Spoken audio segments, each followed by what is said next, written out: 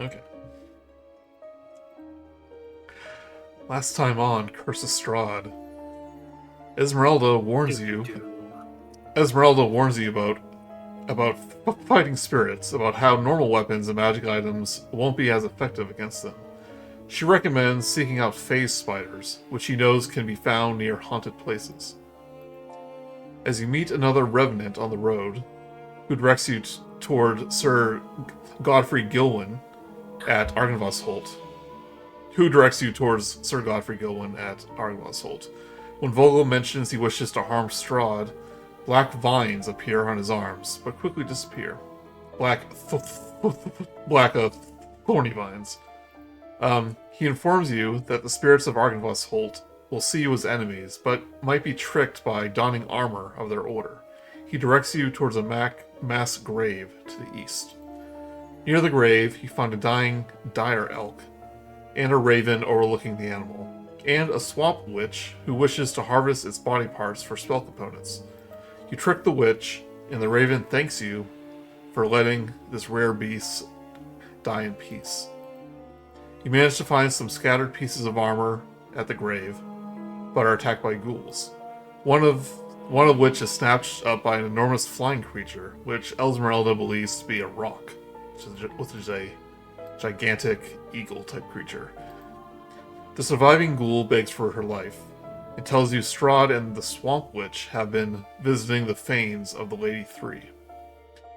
After retrieving some armor, you arrive at the entrance of Argynvostholt, where the spirits of the Order of the Silver Dragon remain. And that's where we are, right now. Oh, everyone panic! We're finally there! Actually, let me give you the full screen art. Only a model. Let's not go to Argynvostholt. This is a silly place.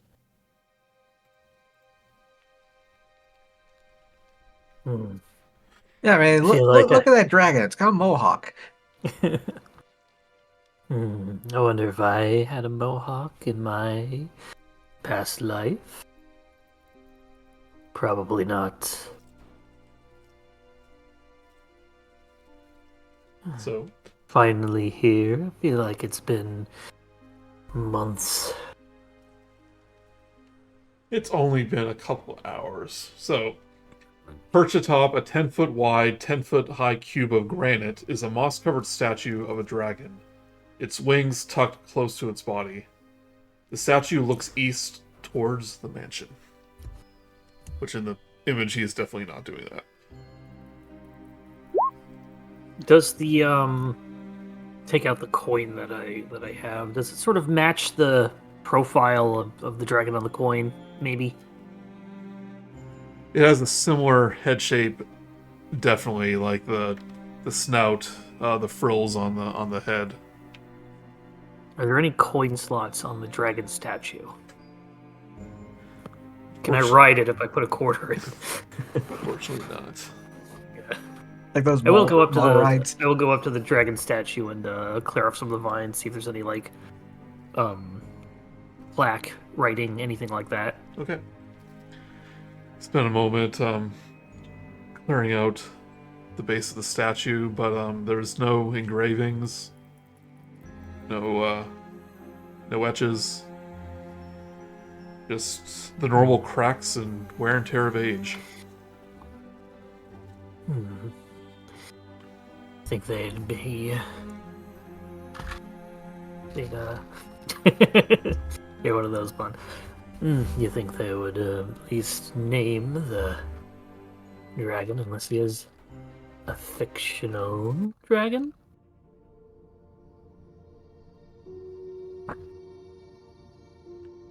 Maybe his name is Argynvostholt, the Silver Dragon. As Esmeralda says, there's definitely no dragons here in Barovia.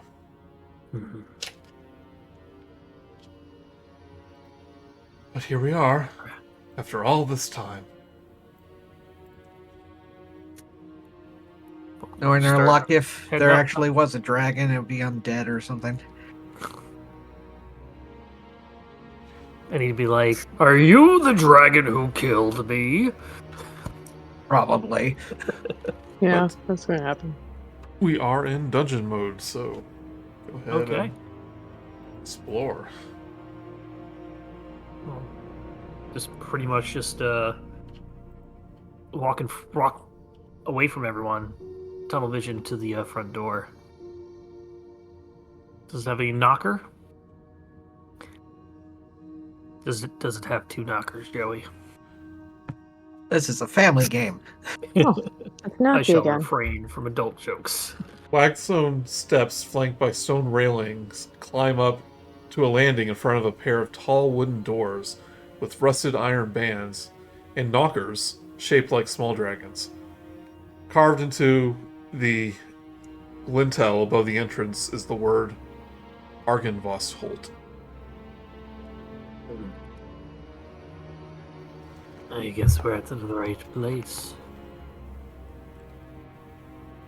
I'll knock the knocker. Okay. Clang. Clang. But nothing happens. I shall attempt to open the door. The door is unlocked. I'll open it and head on and look on in. Vogel, take an initiative. It's the only thing. He's either gonna find out where he came from or who killed him. So Or Got to die leave him trying again. or undie trying.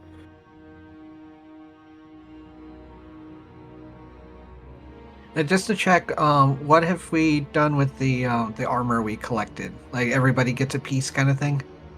Yeah, I think we have like 2 shields. Yeah, it's nothing too noticeable by themselves. Like a helmet, a couple shields, I think. I think we have 1 breastplate. I'm a warlock with a 2-handed weapon, so none of those really help me. It's mostly for disguise anyway. Oh, that's right. I forgot about that. I think we said that.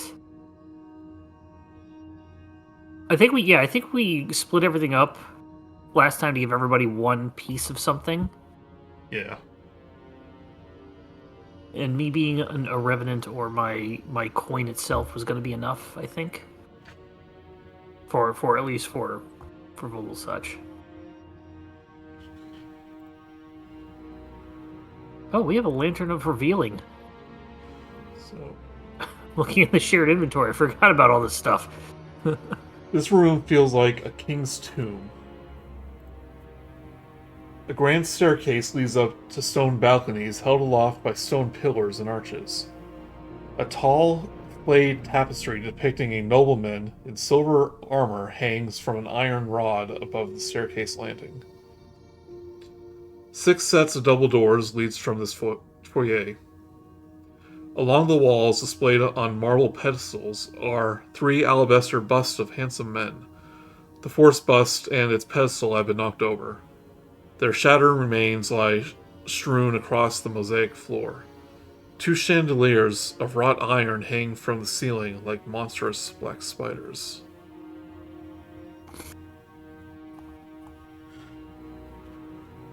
Hello? Is anybody home? He's here. Hello, hello, hello, hello. Echoes throughout the hall.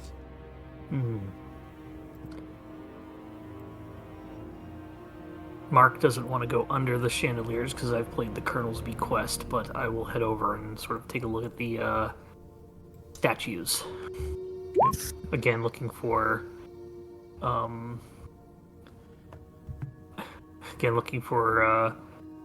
insignias or whatnot.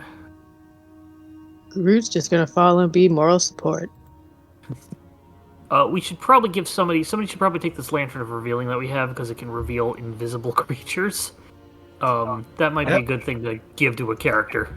Via will hold it up and like look around the rooms with it.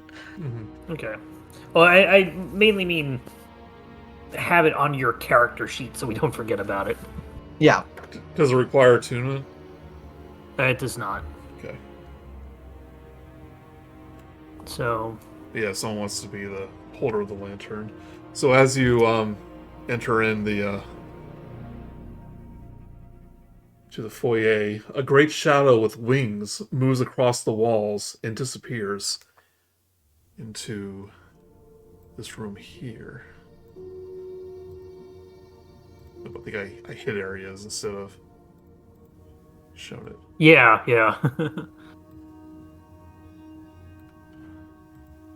You hear a soft bestial hiss in the darkness. You go through these two open doors. I will pop out my scythe. Okay. Just so I have that at the ready. So imagine on the walls, you basically see the shadow of a winged creature kind of hid into this area. Into the back room where this open door is? Yes, right here. And Minerva, you can always precast your cannon if you wish. I feel like it's either force cannon or flamethrower.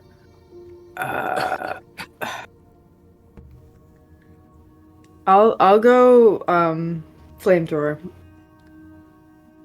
Okay. Peek into the room.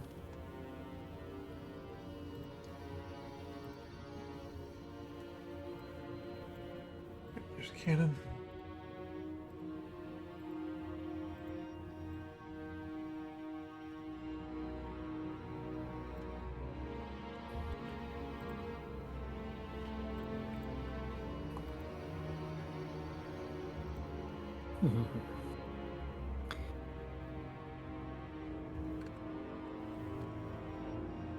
Look around for any more shadows or winged beasts. Yep.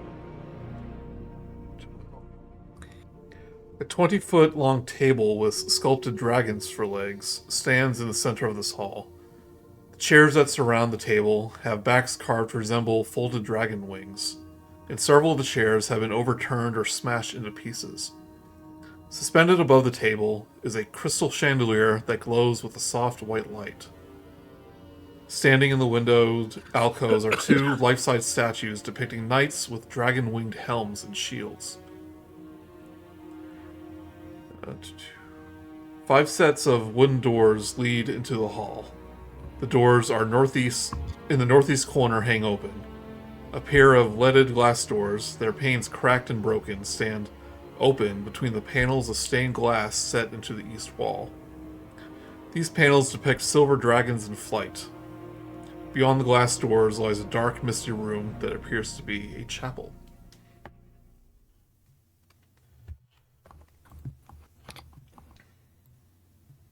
Move on in. Look under the table as I walk by. Look on the ceiling. Minerva's gonna go in as well. And I want to look at the craftsmanship of those legs. The dragon legs? Yeah. Got legs up to here. Look at them gams! Them dragon gams. Very... When they weren't smashed to pieces, very, very high quality. So obviously, great craftsmanship went into these. Are they all the same type of dragon? Yes. Same type that you saw in the entrance. Some more silver dragons. Yep. Cool. Gotta fit the theme. Stick to the theme! There are only dungeons, and it'd be perfect. I'm going to attempt to go into this, look at the back room, but it's between things, so... Look in the chapel. Yep. Okay. Look into the chapel and... Vogel does not seem interested in the decor.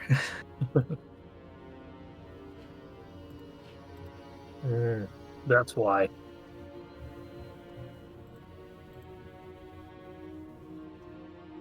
I assume these dotted lines are like the coverings of a balcony or floor above. Yeah. And that's probably the case in the rest of things too. Okay, cool. I think we found the house master. Sorry, this is one of those cases where I have to look in the book and in the webpage. No worries. Cracked wooden pillars support a wooden U-shaped balcony that overhangs the stone wall chapel. Narrow archways leads to a spiral staircase that curl up into the balcony, and a door set into the north wall has a wooden beam bearing to it. At the east end of the chapel rests a stone altar flanked by iron candelabras. The altar is carved with a rising sun in bas relief. Tall arching windows with panels of stained glass decorate the walls behind the altar. One of the windows had been shattered, covering the chapel floor with shards of colored glass and allowing a thick fog to enter the room. A rusted, wrought iron lantern hangs from each of the 6 pillars. Each lantern's glass panels fogged with age. Cold, ethereal lights flicker and wreathe within them, and faint whispers seem to emanate from their depths. A knight stands between 2 of the farthest pillars, his arms outstretched like a haunting mockery of a scarecrow. I didn't know that was there. Strands of black wire ensnare his chest in a macabre web, with additional strands looping down and around his biceps in rusted gauntlets before stretching across the stone pillars on either side.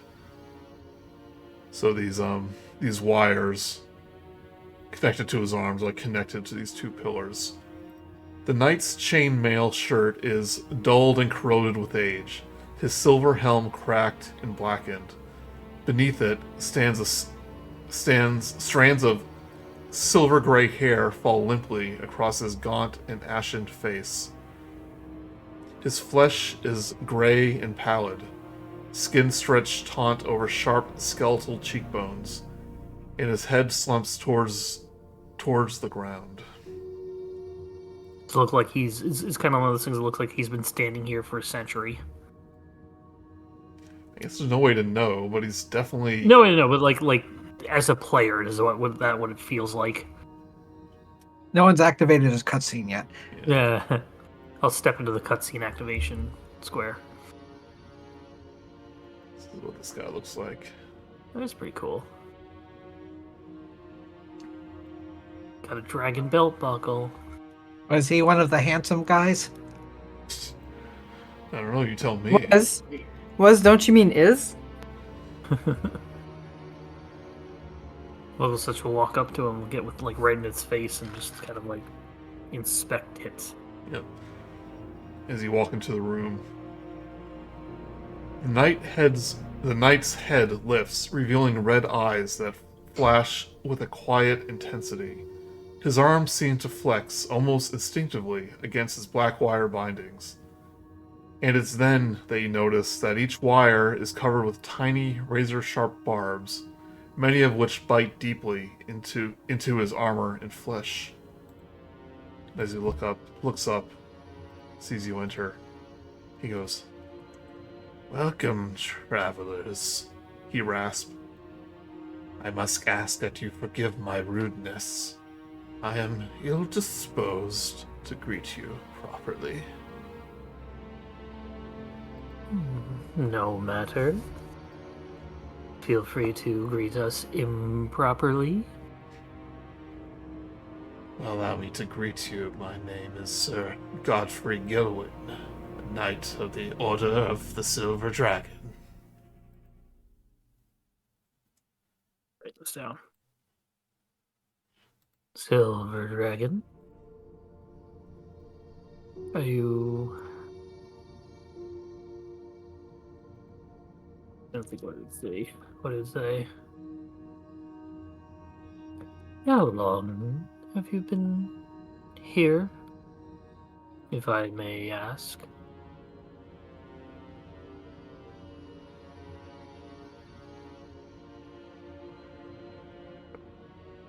Get more of the map.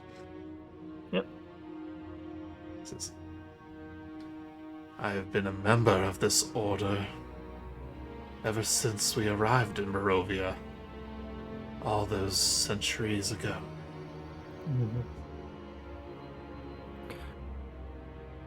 Do I look familiar to you? Why should a scarecrow look familiar to me? I don't believe I was always a scarecrow. I, too, must have been a member. He'll take out his coin and flash it. Keeps changing. I thought it was a pendant. Wasn't it a pendant? It was a coin. Might be a coin on a string. I'll double check. Oh no, you're right. It is a broken pendant. I think another Yeah. character had a coin. Oh, you know what it's saying? It's cold to the touch. That's probably where I'm getting the seed coin from. Yes, but take the pendant out. Yeah. Sir Godfrey.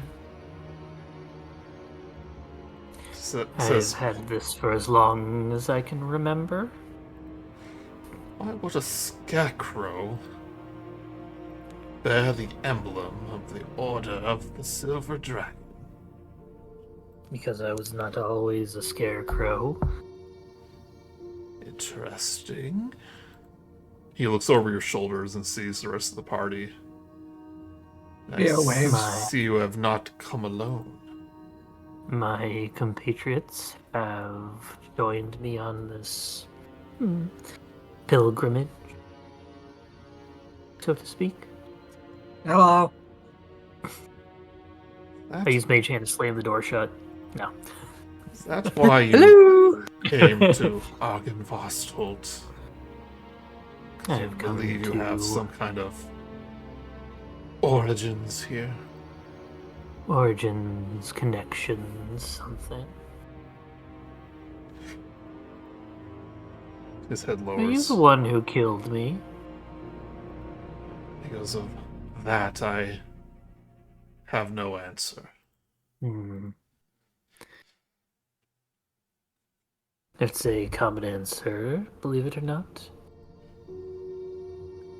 Do you remember anything about our history or this place?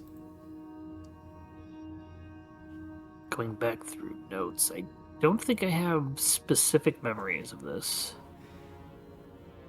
Learned all about it on the travels, right, Joey? All you've learned is that they're an order of knights that Yeah. once protected Barovia, or were stationed here, and in recent years their revenants have been roaming the I roaming the have roads. been in contact with other revenants of the Order of the Dragon, and they recommended I travel here for answers, perhaps. Are there any more here, or is it just you? Commander Hornsguard exiled the Knights of Argynvostholt after a disagreement. I am all that remains.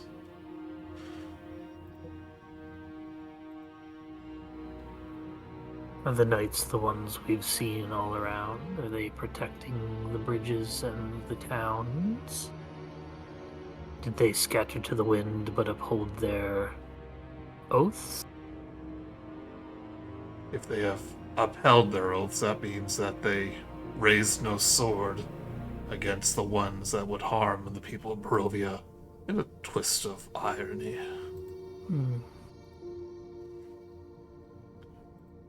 Saying, he kind of glares at you, kind of leans forward so the chains kind of support his weight. He goes, and where do your loyalties lie, Scarecrow? Do you oppose Lord Zarovich? I do. And when you say that, the black wires appear around your wrist, but they kind of recoil back. And they look exactly like the ones that's imprisoning him. I think it's becoming clear. Do you, noble knight, oppose Lords von Strahd von Zarevich? He goes, with every breath I take, I damn Lord von Zarevich, which is why I remained chained to this place. No one holds me here. Own hatred.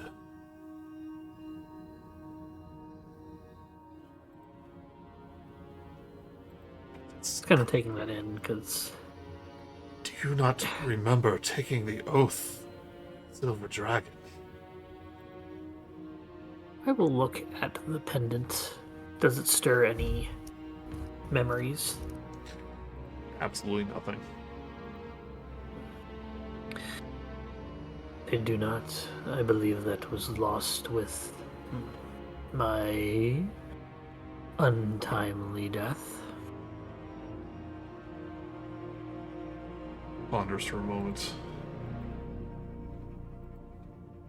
Perhaps if you learn the history of our order, it may spark some sort of memory.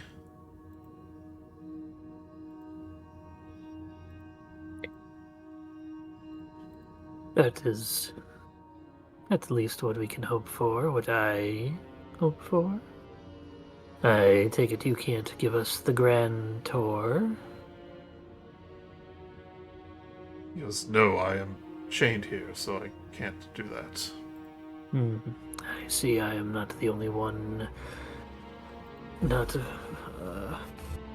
versed in irony, sarcasm. I shall return when I have questions. Good day, good night. I didn't even mean that. Sorry. Right, Vogelsuch is leaving. Anyone else want to talk to him? I think I'm good. Minerva's gonna walk up and be like, "Hello, good day," and then she kind of does like a curtsy thing, trying to be. Also, he just did say he was going to tell you all about the order, and then Vogelsuch just walked away. I Oh, thought okay. you said. I thought it was implied that we're gonna just we have to learn about it by walking around, not that he's just gonna say everything. No, he's gonna. It's offering you the tour. But yeah, I was gonna just kind of be like, I'll listen. So Okay, I earnestly, as a player, misunderstood that. Okay. I thought we were gonna have to do hey, learn your history by going to each of the important rooms in the building. But no, I've got a strategy guide, so I too will listen when Minerva comes in and basically says, "No, Vogelsuch, he's trying to tell you." sit on the ground like it's kindergarten. Yes. And he says to the other Crisscross applesauce. He says, but what about the rest of you? Do you oppose Lord Zarevich? Were you called here not just from your friend's desire to learn more about his past?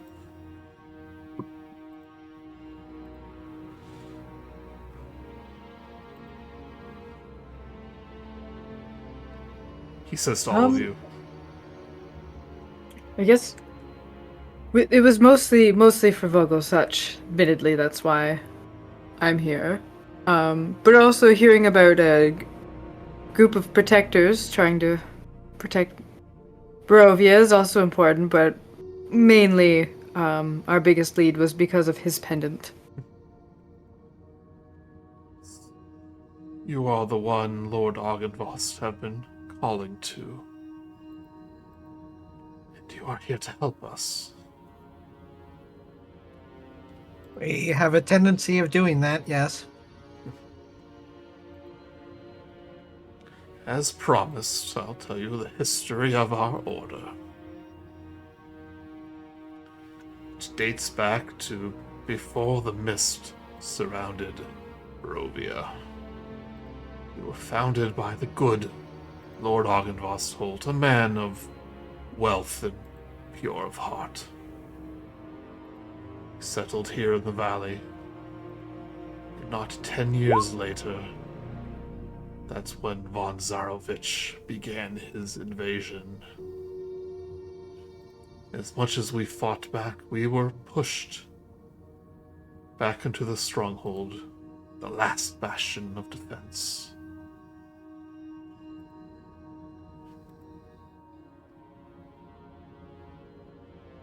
He ponders for a moment. Because we were led by Sir Vladimir Hornsguard. He pauses again. Answer me a question. Would you seek to betray and abandon your comrades if forced to fight a hopeless battle? Or if they would fight, or if you would fight alongside them to the death? My comrades have been important to me, as they have been helping me. Been helping them attempt to return to where they came. Sure. I feel if we were to, I would not abandon them as men, nor would they abandon me in such a situation. How about you? He turns to Minerva. Would you choose loyalty over selfishness? Loyalty over selfishness. Well, I'd like to say so. Given we've been put in pretty hard circumstances before, and I haven't given up on the Scarecrow despite his many social ineptitudes. Faux pas. Yes. But yes, I will say I hope that I do not choose anything over my, now I would say, friends, not just colleagues that help me run tests for my various weapons. An interesting, if not long-winded answer. Yes. But as the war raged on, great battle took place to the floodplains to the east, and many of the knights were slaughtered. Because that's where I was killed. That's where Commander Hornguards was killed. Our commander was killed by Strahd himself. I by his second in command, a dusk elf with cruel eyes and dual swords known as Rahadin.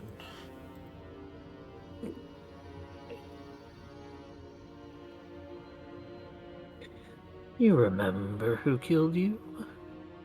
I just said. I mean, you just said that, but he's more. Vogelsuch is saying that in a, I'm surprised. Okay. Is it that easy, or did you learn it that kind of way? I wasn't trying to Well, I'll never find forget. out the name. I'll He never- obviously just said it. I'll never forget his eyes. I have no memories of who killed me. Maybe vague shapes, colors, ideas, but nothing concrete. An interesting mystery. But I shall tell you a secret of the Order that not many people know. Blisky leads in. Lord, he goes, Lord Argynvost is not a mere man, but a silver dragon. And he too was slain in this very mansion. by the devil Strahd von Zarovich. My commander, Hornsguard, was so filled with rage that his corpse rose once again in the other Knights of the Order. And he found that Argynvostholt remains were desecrated, his bones stolen.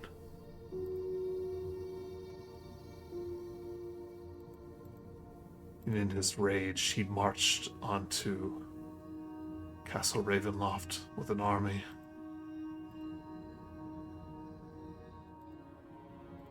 But along the way, he met fortune teller Madame Ava,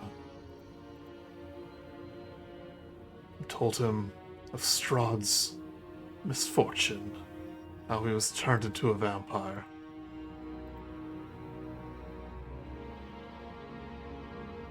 And with We this, have met this Madame Ava ourselves.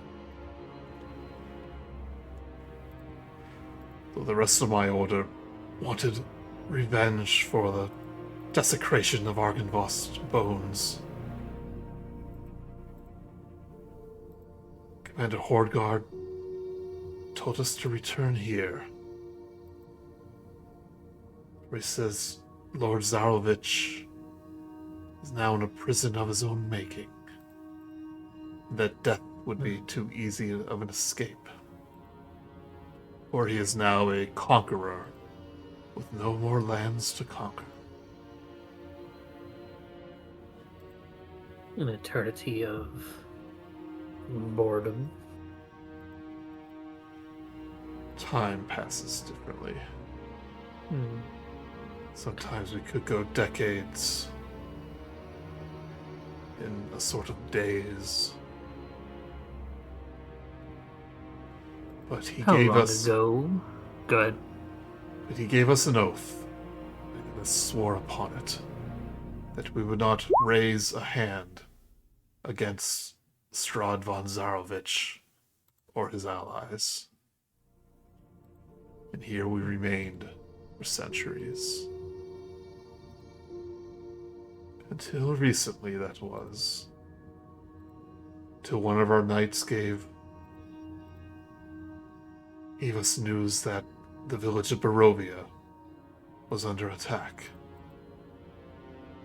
And we wished to face Strahd's enemies directly.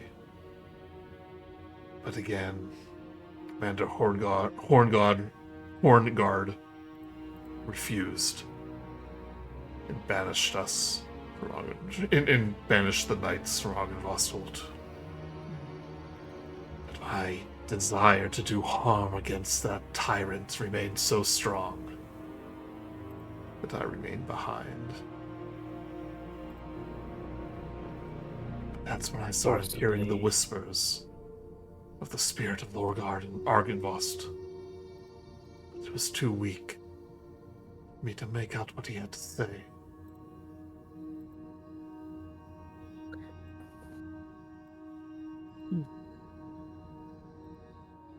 I am unable to roam the halls. Perhaps you could find out what Lord Argynvost desires. For there must have been a reason for him to awaken once more. Well, I seem to be in a position to be able to do that despite my opposition to Lord Strahd von Zarovich. Take a look at the vines, see if they do anything again. The whispers, they tell of heroes. He glances at all of you. Perhaps it was you the whispers were referring to. The whispers he couldn't hear. That he couldn't fully make out Vogelsuch. Okay, alright.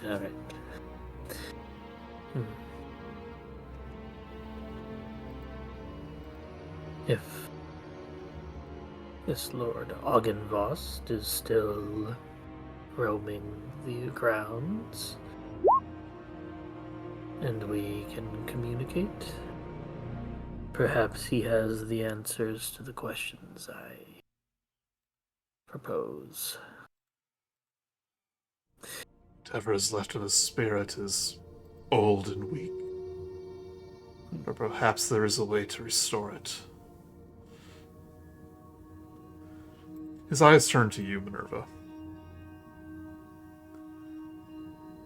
But perhaps you are not the heroes I heard whispers of, for I feel the chill of amber upon you as he turns to you, Minerva. Oh, you mean this old thing? I will pull it out. His And eyes show go wide. If you are pilgrims to the Amber Temple, then begone. Shall have no dealings with those who seek out its corruption. You know about these. What do you know? I refuse to talk about such evil in this sacred ground. Listen here. I found this on the body of a dead person who was trying to wish harm on a ton of people. I picked it up thinking it would help us later or just to have something to study. And now I keep hearing voices whenever I'm almost about to die. Wait, what? Dun dun dun! You haven't brought this up before. Yeah, Well, this I is the don't know first how time to I've heard bring of it up. Fair point. You spoke to the evil within that shard. I kept saying no. So you reject its gifts. So far. But it does get harder each time I almost die, which happens more than you'd think. What gifts? I don't know, it says it's gonna help me protect all you and make sure that you don't die, and it's pretty persuasive, actually. So just vague promises then. Do you think you should trust such an object? Well, It is no, not because I keep what- thinking of Isaac and how awful he was. And then the mother from the other family. It feels like it would be an incredible sacrifice where I would essentially be gone, whether dead or otherwise, by saying yes. Or just have a really large arm. That's on fire. Maybe Yeah. mine will be ice. Its gifts are not gifts, but chains that bind one's soul to the darkness. I have seen the strongest of wills crumble beneath its influence. Temple does not grant power, but consumes the soul that sought it out, leaving naught but a husk behind. I'll agree, that's definitely what we've run into. Perhaps we should dispose of such dangerous item, Minerva? Well, I guess so. I was hoping to hold on to it in case it was a solution to another puzzle. Give me a persuasion check with advantage. Ooh, This is Minerva. Minerva, yeah. Did I do the 2? 16. 16. hey. You seem strong-willed. Or would- stupid. But Either it would one. be foolish to commune further with it. But equally as foolish to dispose of it, so others may fall to its corruption.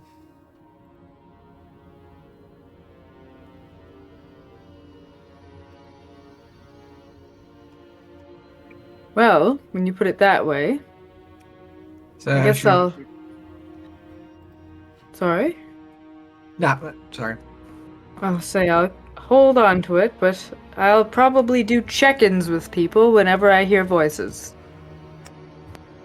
Irina steps forward and goes, I believe the Amber Temple holds a powerful weapon that we can use to defeat Strahd von Zarovich. Any information you have will be very useful. Even He's Madame been here Eva for ended up good. suggesting that. As I say, it's like, God, this knight has been here for centuries. He's probably not seen any amber rooms. Do you know anything about a sword of sunlight? Is that where you go back in time with the sunstone and leave it in a sunlight patch for, a couple million years? Yeah, probably.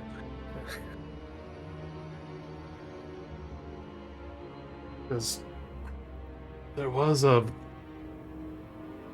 member of our order, Brother Merrick, who knew of such things. If you seek him out, he may be able to convince them to reveal more about the Amber Temple. But I refuse to utter anything more.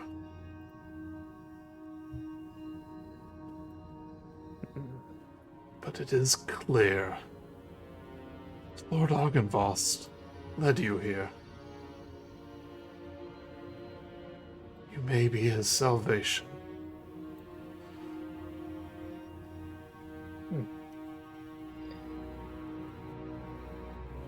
Great. Where can we find him? Of that, I have no answer. No. Perhaps this is where... Actually, never mind. But if you Continue. could invest Argynvostholt on my behalf, investigate the spirit that lurks within to uncover the knowledge of Argynvost whispers. I believe this is the least we could do. I have no closer to finding the answers to my questions merely by listening to this. If you truly are a member of our order, then Lord Argynvost will most certainly have answers. But it's clear that you are not like the rest of us. Something battles within you. Something that allows you to defy your oath that binds us all. Perhaps To I Commander am- Horngard's misguided desires. Perhaps we should... I don't have a good way of saying this, but basically he's trying to say is like, all right, let's go look. Okay. That is what we shall do then. I will return when I have information. Thank you. But be Good night. warned. You must not let Commander Vladimir see or hear you, or incite his anger, should you do so. He does not take kindly to outsiders, and far less to those that he believes seek Zarovich's destruction. In life, he was the best of us. In death, his strength has only waxed, and now he cannot be killed by sword, claw, or spell. His undeath is eternal. Even if Zarovich himself slew him, Horngard would soon return to pursue his prey again. A dogged and inevitable hunter. Wow, well, thank you. That's good to know to absolutely under no circumstances fight this creature. Hmm. I agree. If he believes that you oppose Zarovich, that he will see you as nothing but an enemy. Well, shouldn't be that difficult to convince him that I am walking free and am not chained to a building such as yourself.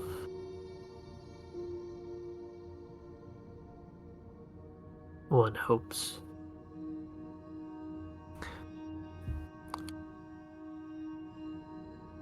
Was there more to that? There will... What's that? Was there more to that?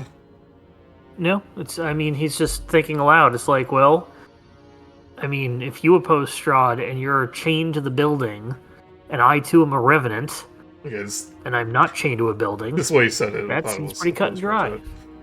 Oh, okay, no. No, let us get to finding the whispers. The whispered one, as it were.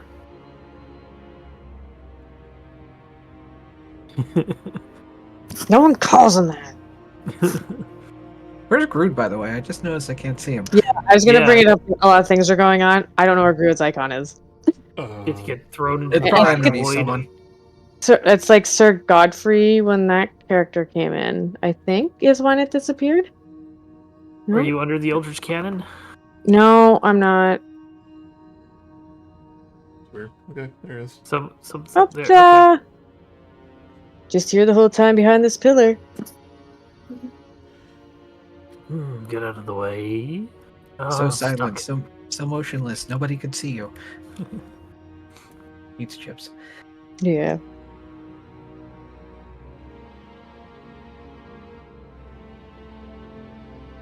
Oh, let's start to leave. Sir Yeah. Godfrey relaxes his body and he kind of limps down. His head lowers. I don't think he'll be going anywhere. Well, enjoy yourself, I guess. Thank you for the information, and I'll definitely be a little bit more wary of this amber. And then so she'll walk out.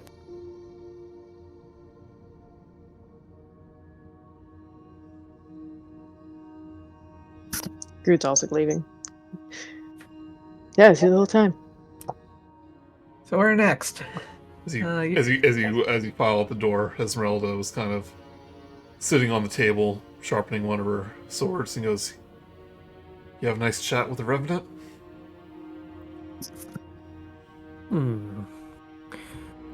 I don't know how nice it was, but it was not unpleasant.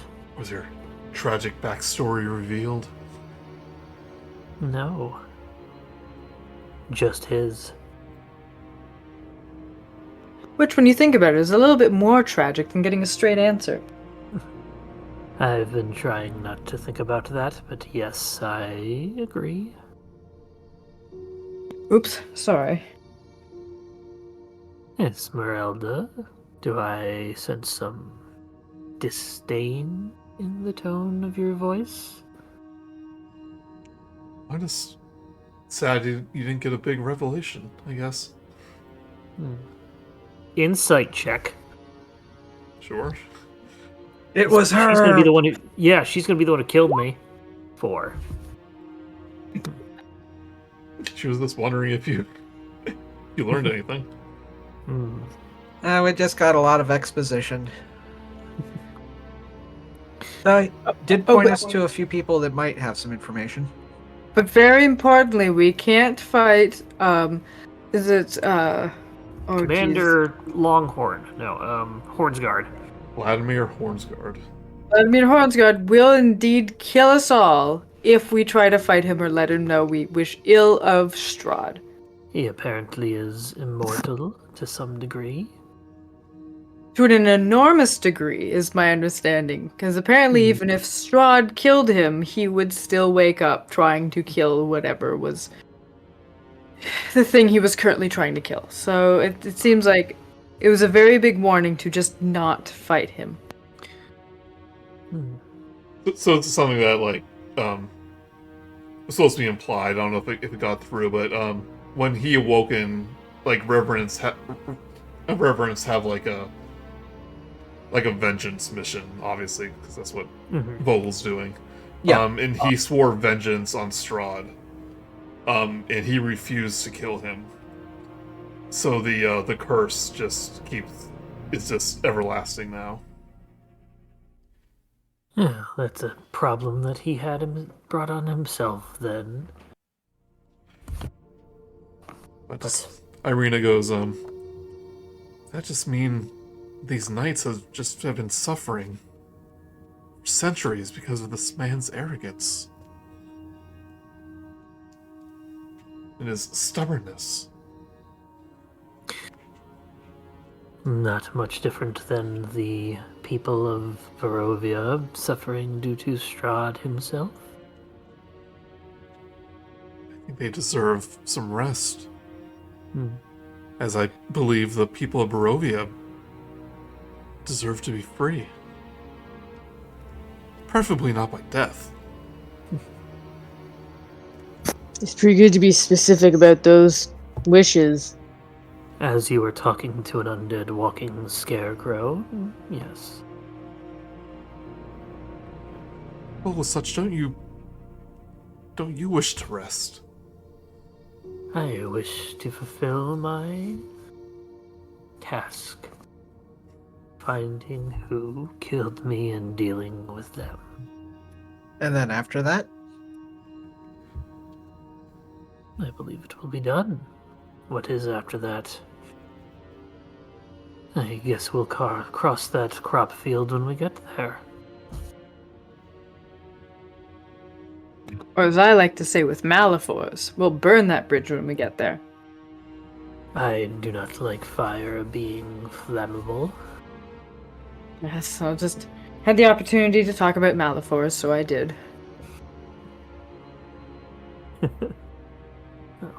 I do believe we now have some voices to investigate. Whispers in the night. Well, lead on. You're in charge in this place, I guess.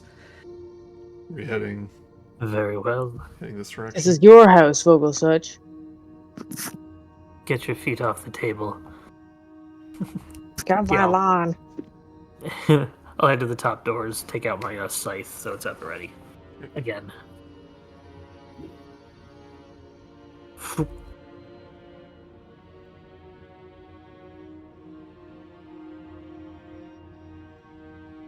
You can.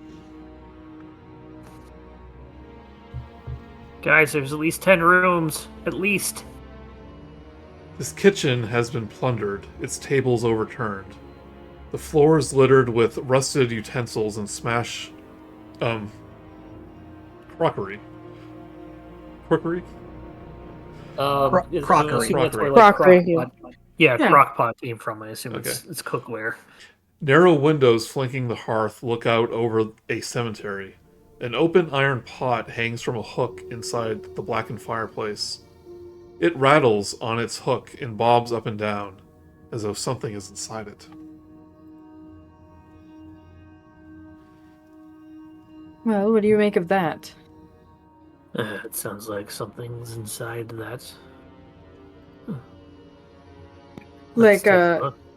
small animal that's been actually fallen into it, inside it, or something that's going to just jump out, kill us Could be inside of us? someone's severed hand. The undead muscles keep moving. Can't open from the inside. Let's find out. And I'll go over to it. As you approach the pot, an alien sense of anticipation and childlike excitement suddenly grips you. It's only after a moment that you realize that the sensation isn't coming from you, but something brushing against your mind.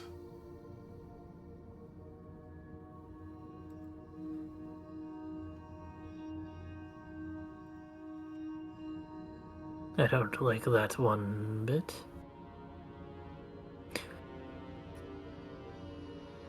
Do I need to do anything to that, or is it just what I'm It's- the character's thinking? It's what happens when you approach the pot. Take out my scythe and Smack the pot so it falls on the ground. As you move closer to the pot, the iron pot suddenly begins to tremble, rattling on its hook and bobbing up and down as if though something is inside it. The alien emotions intensify to a nervous yet excitable giddiness. Oh, And VO, since you're closer to the room too, you're feeling this this emotion just flood your I can mind. see it hopping about too, right? Yeah. I'm gonna shine the lantern at it. Okay. Like inside it? Well, no, like shine Towards the the lantern pot, at towards it. the Like, pot. Okay, yeah. You shine the lantern that sees invisible things. Is that what it does? yep. 30-foot radius of dim light. Invisible creatures and objects are visible as long as they are in the lantern's bright light. Yep. Wait. You don't see anything. As I said I was going to do before moving closer, I will take up the scythe and just knock it to the ground. Okay. As the pot clanks on the ground, you feel a sudden, like, emotion of being, like, startled, just fear for a second. And a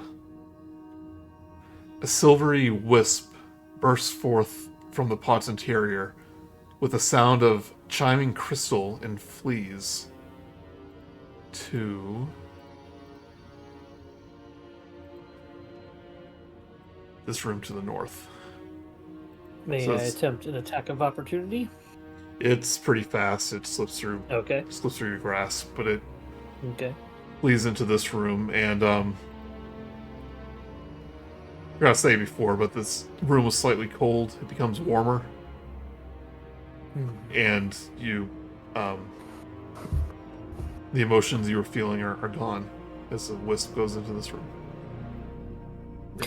I feel that we are but playthings to many things in here. Or perhaps bystanders. Shall we continue? Say to the party. We'll head to the curtain. I guess so.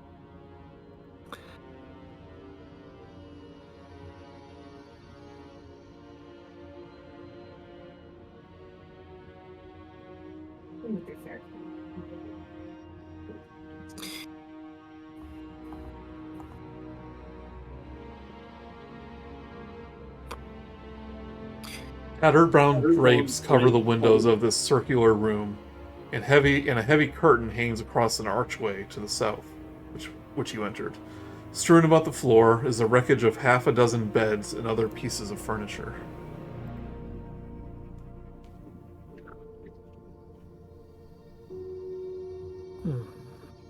As I moved around, do I feel, as I get closer to each bed, do I feel Yeah, the that temperature. elation? Yeah, the temperature lowers again.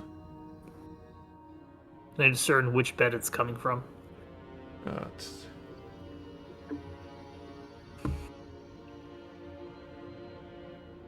T- North.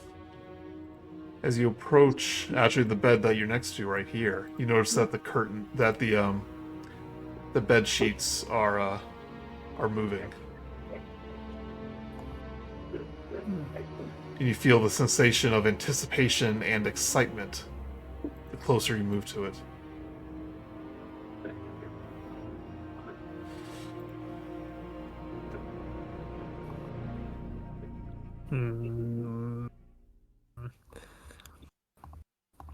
I'm going to smack it with the blunt end of the scythe. Okay. As you do that, the silvery wisp erupts from it. Starts, like, smack around your face a little bit. You feel, like, anger and frustration in your mind. And it leaves the room towards...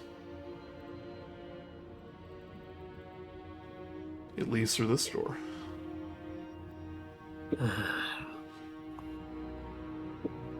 I do not like these emotions.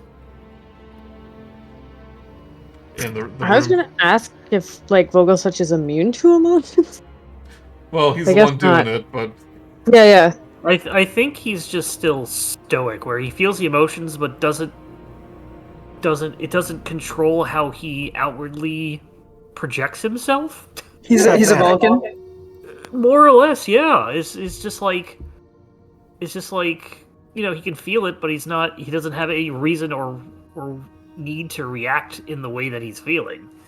A deadpan, pragmatic, or something. you're all feeling this sensation of like playfulness and like anger when it turned violent. I'm definitely giggling at seeing it, like, kind of quickly, like, "Bah, bah, bah," and then, like, running away. What is that? I think it's a wisp of some kind. And there One you of are those. attacking it, Vogel. Didn't you feel that inside your mind? It was a playfulness. A playfulness in a serious land, a serious house. I don't like being played with. Sometimes even playfulness can be dangerous too.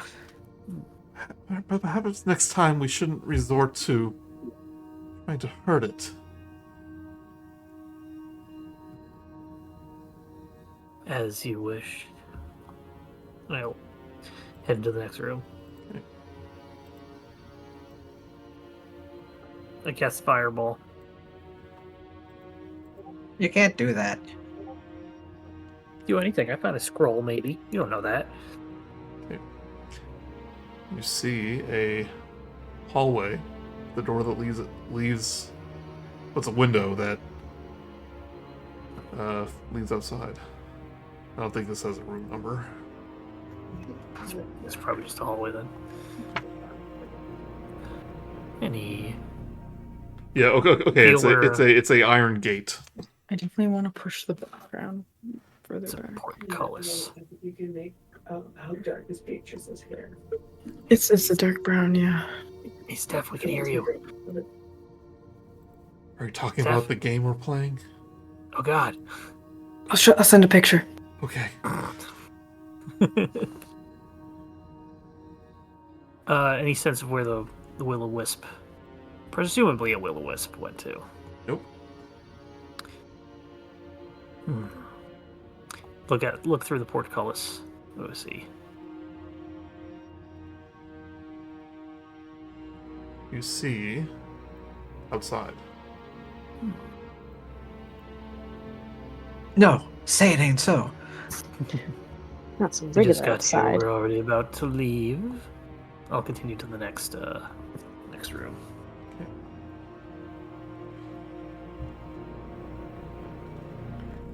Tattered velvet drapes cover the tall, slender windows that encircle the parlor. The furnishing are covered with dust and cobwebs and lie in disarray. A damaged brass chandelier hangs from the ceiling, which is covered with a faded mural that depicts metallic dragons and colorful birds flying beneath white clouds. Start looking around.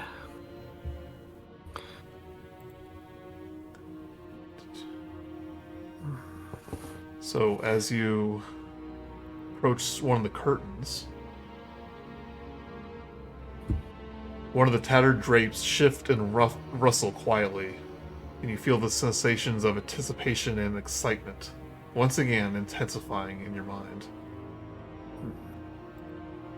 Come out, wherever you are. Any reaction? You feel the sensation of cleverness in your mind.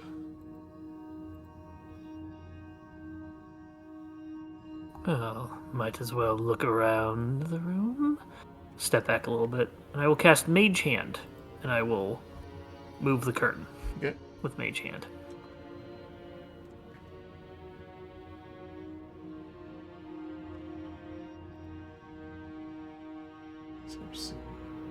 So as you move the curtain this time,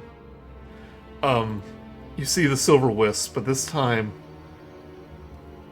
it looks almost like a serpent with the dragon's head, just barely visible in the mist. And it flies around the area a few times, does a little loop, and then disappears into this room to the south. South? I think that might have been Argynvostholt. Argynvost. Do you really think that he would be playing games? What would you do if you were stuck here for hundreds of years with nothing to do? You'd get bored. Good point. It could be some sort of false dragon, perhaps. I've heard they are mischievous and playful. He's a Randalthor. No, and the only way to find out is to talk to it. Now, open up the door to the below us.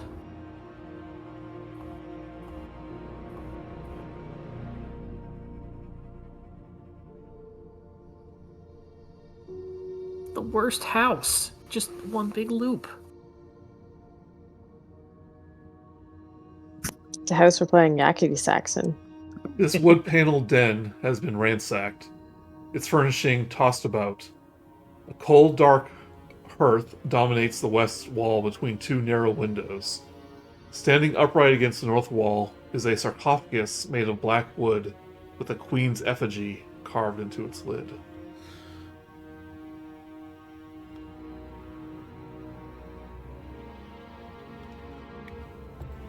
Once again, do I sense the elation? As you walk in, the temperature grows colder.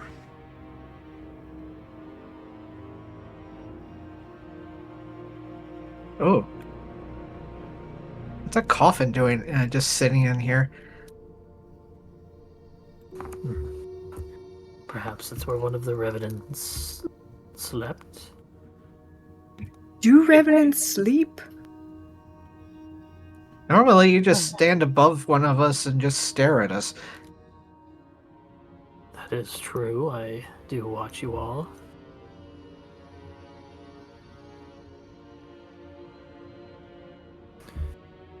What does it feel like we sense where it's coming from this time? You feel kind of the same sensations you felt in the other rooms, but it's noticeably weaker here. Weaker where? In this room. You've only felt it before when you got closer to where this wisp was hiding. Yeah, what I'm trying to say is, like, investigating the room, can we tell if it gets, You feel it inside the sarcophagus. You explore the room. Well, second verse same as the first? No. Open sarcophagus. Okay. You don't find a mummy inside. But Disappointing. the sarcophagus has been turned into a wine rack, essentially. And you all notice that the decanter made of frosted glass is vibrating slightly. You feel the same emotion of giddiness and excitement. Grab the decanter and take out the stopper. Well, as you reach your hand out, you actually notice that he's not inside it, but did you? You notice Notice what? I'm sorry. As you reach out your hand, you like thinking maybe it's hiding inside. You notice that there's a small winged shadow fidgeting impatiently behind the glass, and you feel the sensation of anticipation and excitement intensifying in your mind.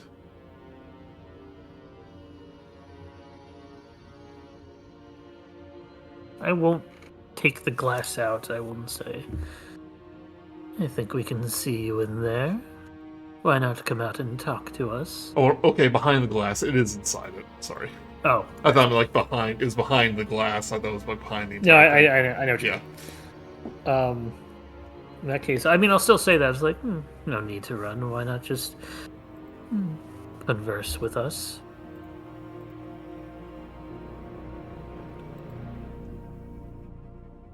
Any response? Nope. You feel a sensation of satisfaction in your mind, I'll take the decanter and I'll and unstop and her. a victory. I don't think he's very good at playing hide and seek. I think he wants us to find him.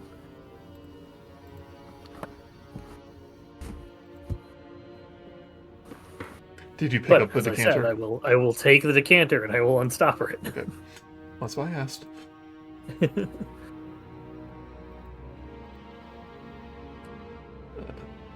So, the wisp bursts forth from the decanter, and you see a clearer look of this small dragon-like creature.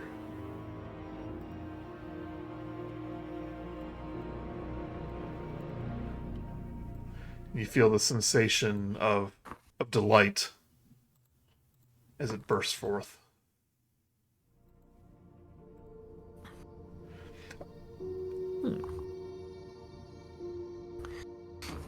And it plunges forth once again, but this time into the empty fireplace.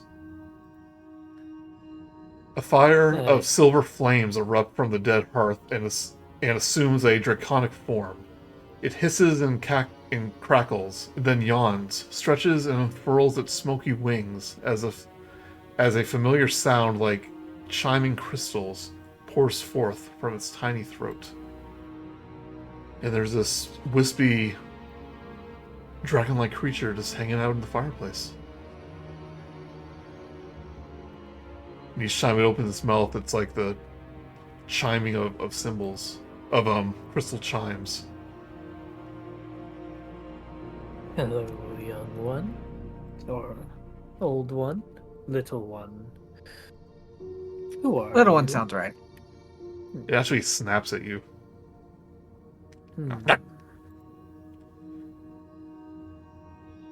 Who are you? What is your name? Tilts his head.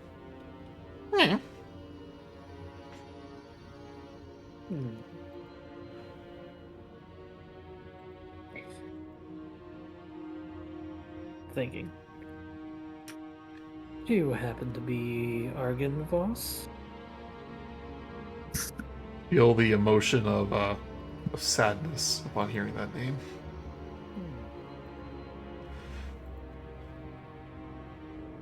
You miss Argynvostholt, or You're very or quiet, you lost Mark, by the way. Argynvostholt? I'm sorry. I'm sitting back and I'm doing my Vogelsuch voice. And other people Do can you- talk too, just so you know. Yeah, go ahead. Yeah. I said, like, because it's an animal. Can I like speak to it, or is it different because it's kind of like smoky and stuff? Wasn't trying to make a quiet, Mark. I was just No, it's fine. No, it's good. As if you could.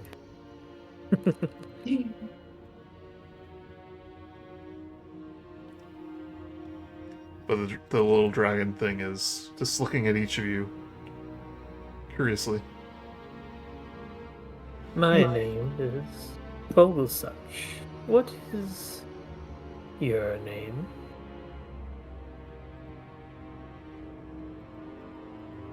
You don't hear anything in your mind. Just it's just emotion. Gotcha. I don't think it can speak. You just feel the emotion of curiosity. As he looks at each of you. You said it ended up making little chime noises earlier, right? Yep. Just to see how it reacts, Vio will duplicate those noises with his violin.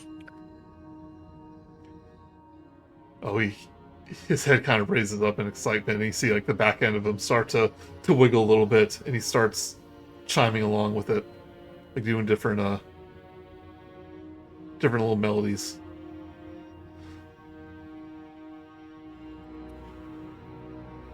We'll Like, keep playing a duet. Just to cheer it up, I guess. And you sense like happiness.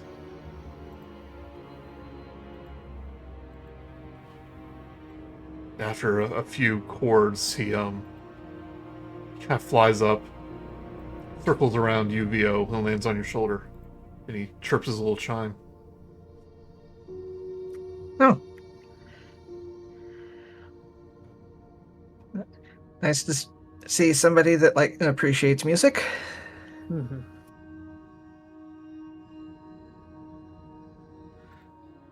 But again, you feel the sensation of curiosity.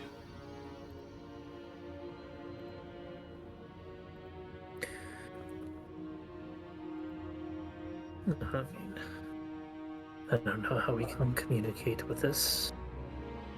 We are Oh. here. Try just being blunt then, as I usually am. We are looking for the whispers of Argynvostholt.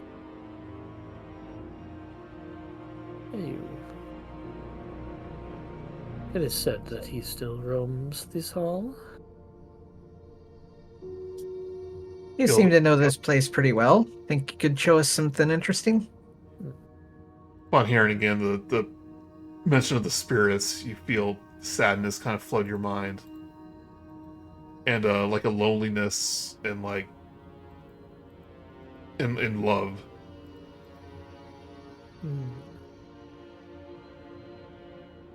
We're here to help. Don't worry, little guy. You feel appreciation in your mind.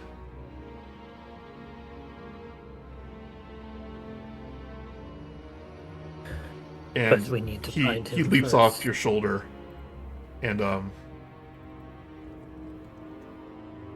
sorry, I need to figure out what this word is. Yeah, one of Type it the out. Caboose? one of the pieces of broken furniture, a Devon? I think it's like a seat. And you see him kind of disappear behind it.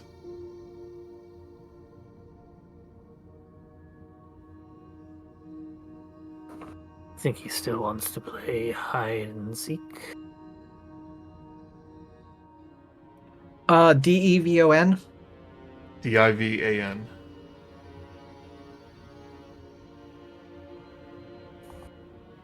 Oh, it's a lounge chair or a couch. Sure. Okay. Like one of I've those. never heard of that in my life.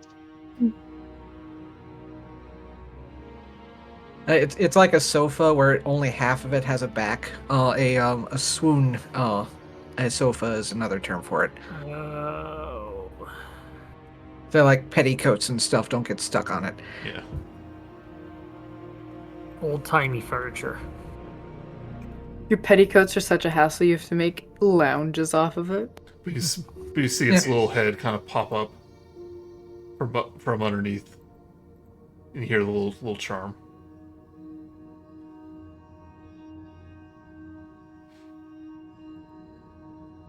Head over to it and look behind. Move the Devon. Okay. And you see that at the little dragon's feet is a brass key. He's doing like the impatient pitter patter of feet and like looking at it, like looking back up at you. He wants to go walkies. I shall pick it up. Whoa, Okay. thanks, little dude. We never would have found that. Also, nice dance moves. Stuffed into my straw. He does a little flip in the air. And he Thank you, lands little one. back on Vio's shoulder.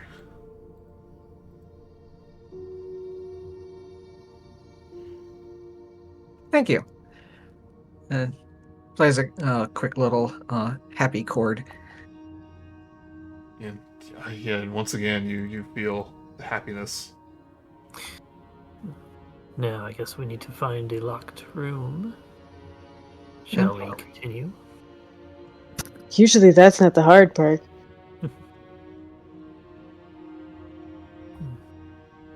Usually it's the key that we can't find. Yep. Well, let's head on to the next room we haven't looked at. The Eldritch Cannon is still in dining room eating lunch.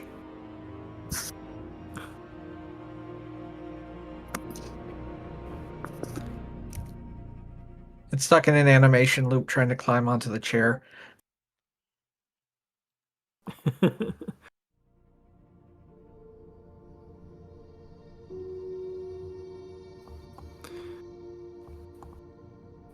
Head into this room, Joey, which I'm gonna guess is Q9.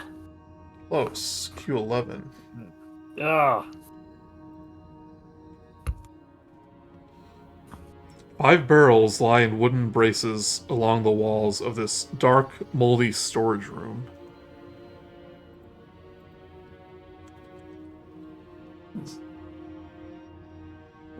I'm gonna tap each one as I walk by it, see if I can discern if it's filled with something empty or maybe has something non-liquid inside of it. And an old purple stain covers much of the far half of the stone floor, faded and discolored with age. A rusted crowbar sits against the wall, not far away.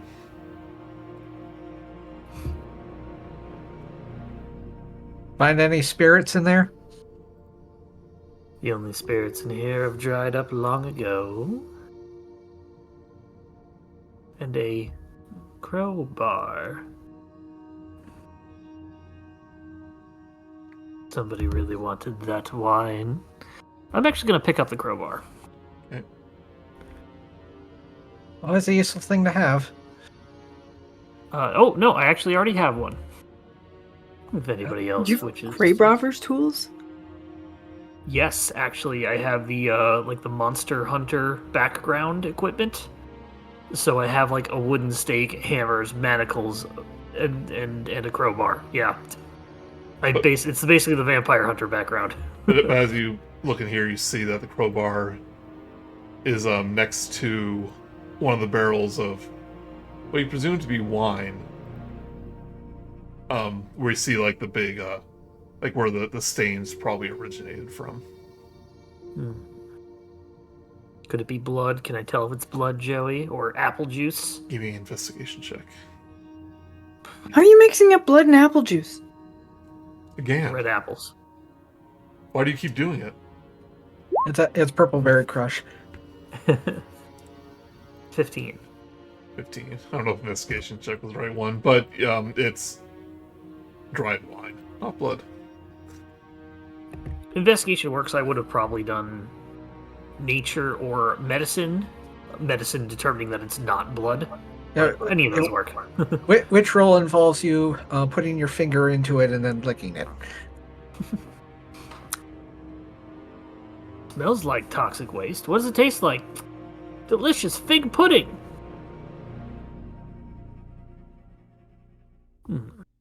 I will tap the other. I want to tap the other barrels and see if there's anything inside of it, or if they sound hollow.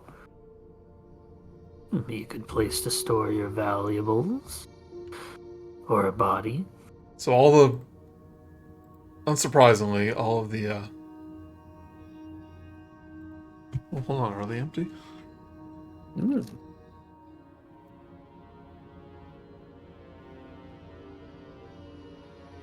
One has its secrets. Oh yeah, I just didn't know if these were, Yeah. from the winery. You tap at the barrels. They're all empty. They all bear the insignia though, of the Wizard of Wines, with the words "Champagne du la Stomp" printed on them. They're only champagne when they come from the Champagne region of Barovia.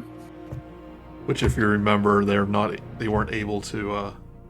After they lost to the grow. first of the relics. Yep. Yeah. But as you tap one of them, the one next to the stained floor, you hear like the clang of metal, like something's resting up against it from the inside. I take out my crowbar and Gordon Freeman this shit. I will attempt to open it with the crowbar. You see what appears to be a suit of chainmail, or a shirt of chainmail that had been crafted into a small pouch. Crafted into a small pouch? As it's like a chainmail pouch, or the chainmail was put into It was a pouch? piece of chainmail, like someone would wear, Yeah. but it's been like tied up with a very old piece of string, like a pouch. Oh, it's like a makeshift, Or a like, rope, yeah. And it's thing folded where- over. I'll grab it. Okay. Interesting find. Definitely not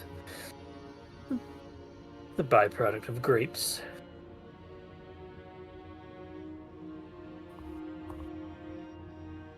Tell if it's magical at all. Just like a. Nope, it seems like any other piece of chainmail.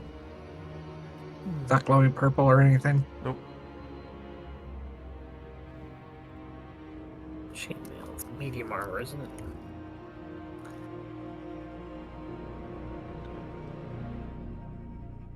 Heavy. Okay. Is anybody interested in extra protection? I'm good, but who knows? I may as well keep it just in case. I guess I shall hold on to this heavy, heavy chainmail. I'll just take a chainmail out of my inventory. Well, it's not Or I'll add chainmail. it to the, It's not chainmail yet. It's chainmail that's been tied up into a pouch. gotta untie it. Is there anything in the chainmail pouch? Well, do you want to open I it, Mark? Okay, well, okay, yeah, because I don't know if it's like... The way I'm thinking of it is that it's folded up and it's just like a big open pocket. There's no zippers or anything like that. Is it just packaged up like a... When you say pouch, I think a container. Are you saying it's like it's just wrapped up in like a string and bow? Okay, I did misread this a little bit. Yeah. It's the size of a little pouch, confused. but it's been made from chainmail. It was obviously part of a piece of armor.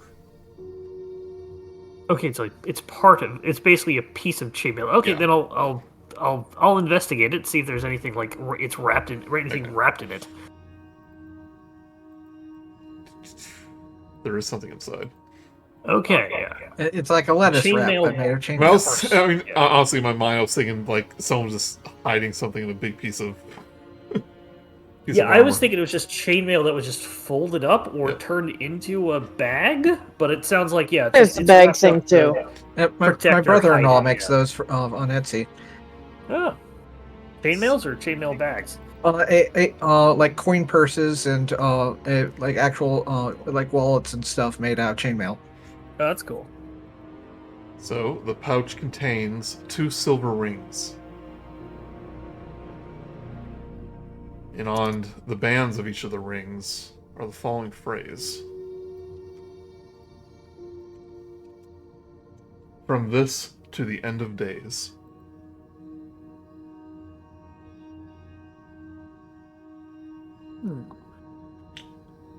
That sounds like something you'd put on a wedding ring or something. Or an infernal contract. I guess yes, that's equally. According to some, they can be both.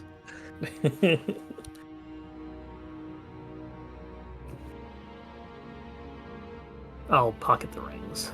Okay. I will add them to the that and the pouch to Yeah, sorry for the. No, confusion. it's fine. It's fine. It is an unusual item. And Marina goes up. Why was that hidden in a wine barrel? I would think that somebody was well, was the last place you would look. A vat of wine. Someone was obviously trying to hide it. The question would be, why would they need to hide it? Esmeralda's looking bored, leaning against one of the walls.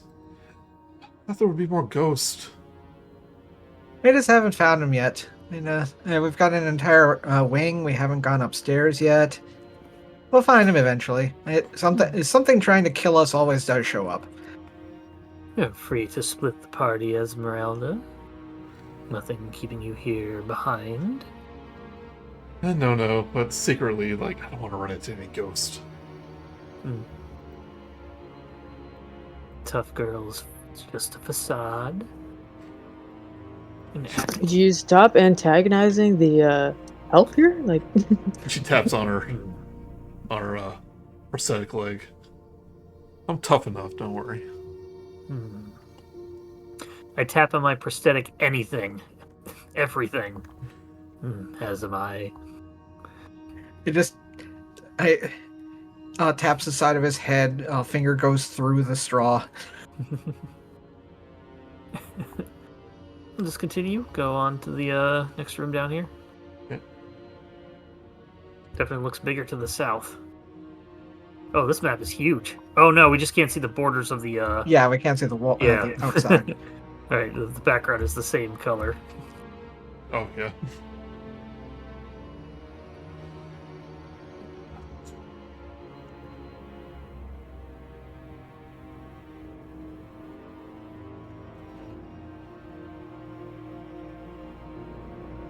Sorry, I was reading this.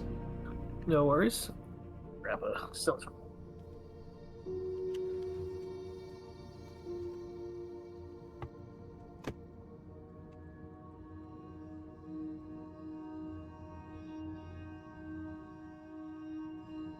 Let's go find. Okay.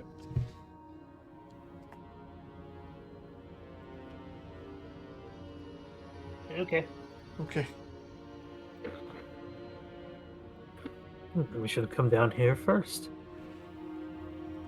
So rubble is strewn throughout much of this vast chamber, caused by the partial collapse of the rooms above it. On the pink mantled floor, fallen chandeliers lie amid the broken chairs and other furnishing. Thick webs stretch from wall to wall, and moving among them are too many giant spiders to count. But I can give you a number. That number is 42. 6. Too many to count. Who's counting? That's not I don't know. That's too many to count. I only have 5 fingers. But they notice the door open.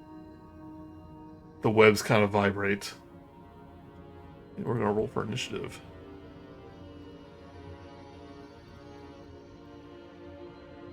Will you go play with the pseudo dragon again? Yeah, is he part of the combat too? Yep, he's going along with Theo.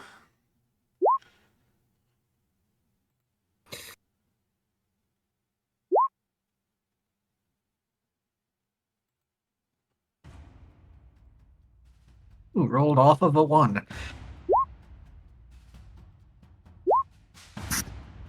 On to what? Did it roll onto the 19? Yes. Yes, it did. Yes. And Minerva's win. showing me up. Same with Grude. He's Esmeralda's like, distracted. where are all the ghosts? Oh, they're fighting.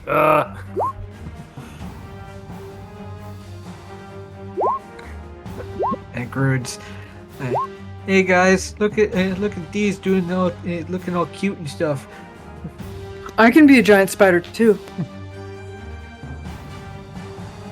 These spiders kind of crawl down from their webs, bearing their mandibles.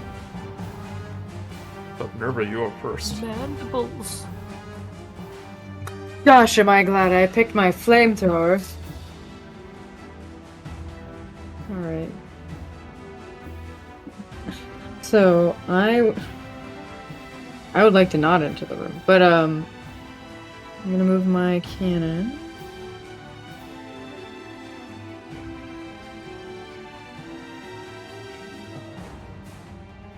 If I put it just right in the entrance. Yeah. Can it fit with Vogelsuch in that square-ish? Or... I can get a few. Tiny plus, you can get it over here. If you go just to the right of Vogel, you might be able to hit 2 of them.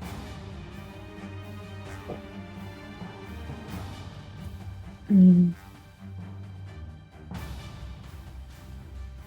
Yeah, that. That doesn't hit enough of them. Well, yeah, because it doesn't hit all of them, but I think the As long as it hits about half of them. yeah. So even if it just grazes it, it doesn't count. Yep. Uh, Like, you'll be able to hit 2 of these. Alright, so I'm gonna put it.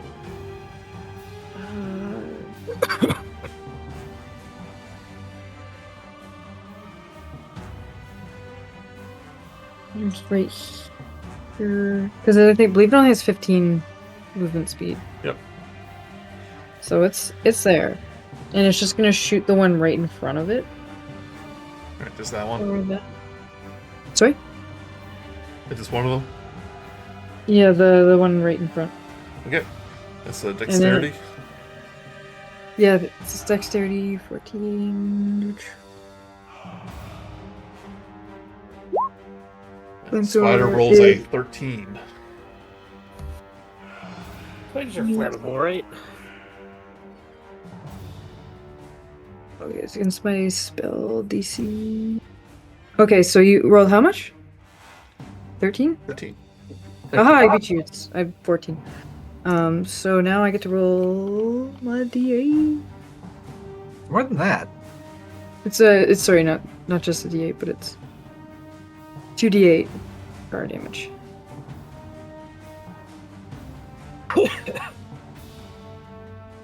Whoop. 10 fire damage to one spider, please. He wants to return it. Doesn't like it.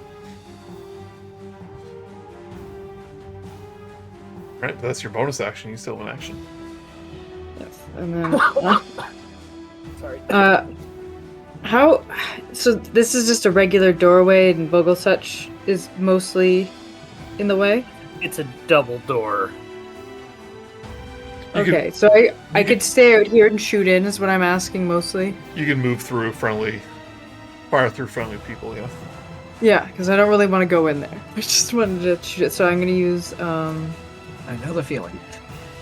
yeah, my firebolts on the same one. Okay.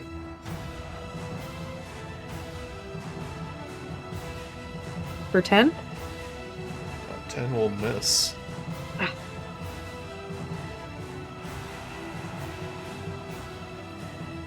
And I'm going to actually move back so I can make room for other people to get in there. Okay. Alright, that's the end of my turn. Right, Via.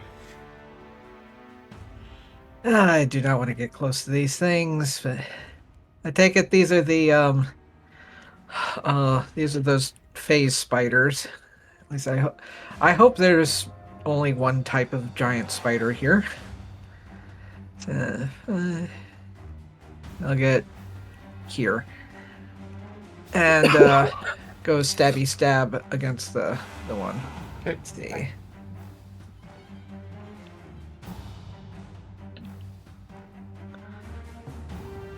Uh, 13 and 23. 23 hits.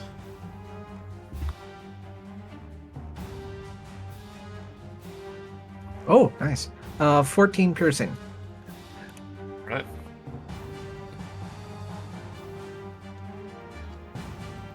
I think that's it.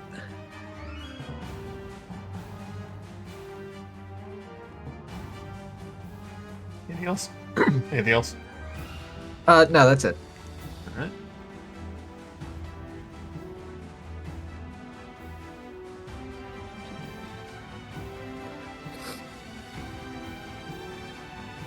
Alright, how fast are these things?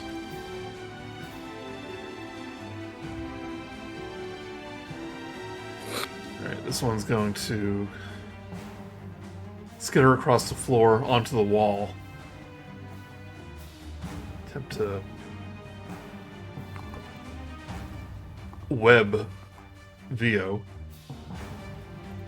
So some spider silk comes out of its butt. Give me a Doesn't it come out of its wrists? That sounds ridiculous. Actually, no, he's just gonna try to bite you. The 16 hit. It would, but well, yeah, it's not a weapon, so I can't parry it. So yeah, that hits. It's a melee attack. If you think I can parry it, then no, it misses. What does the text of parry say? It's defensive duelist. When you wield a finesse weapon, so and so forth, another creature hits you with a melee attack. Okay, yeah. You can use a reaction to add your proficiency to your AC, and that would make it 20. Okay, he lunges towards you with his mandibles, but you flick it away.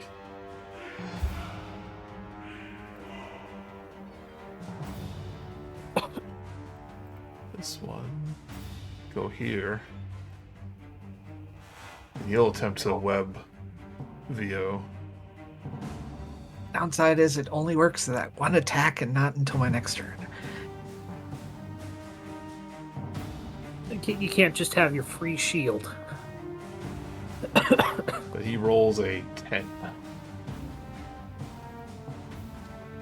So it misses you. Vogelsuch. Okay, everything is moved. Are these actually stacked on top of each other? I don't think they can be technically, so there you go. Okay.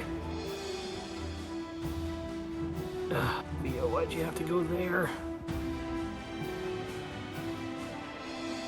Via, are you okay with being hurt? Because I could hurt all of these. Are you willing to hurt Vio? Is the question. How squishy are you? I'm at full health.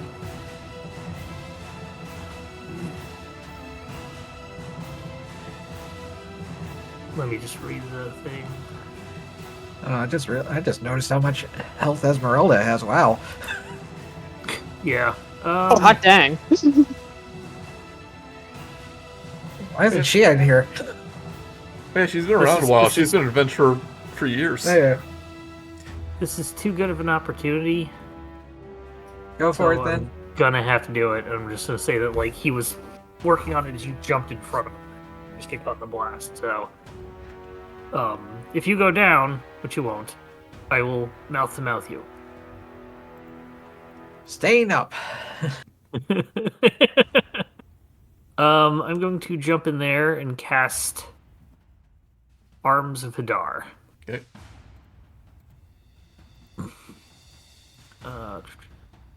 I need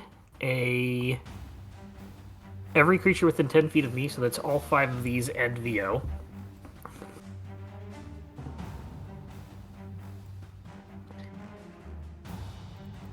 Okay, what does this say? Oh, because it's 3rd level, that's why. I need them to make a strength saving throw of 14.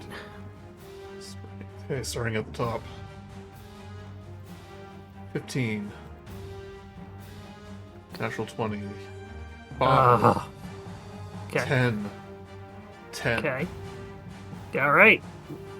It's 4 out of 6. Theo being the other one. Yeah, I was not they're gonna expecting him to do that. They each take... Failure takes 16 necrotic. Pass take... half that 8. And none of them can take reactions until the next turn. Oh, good. I already used mine.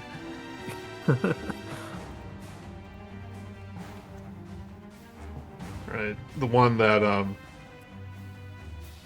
VO attacked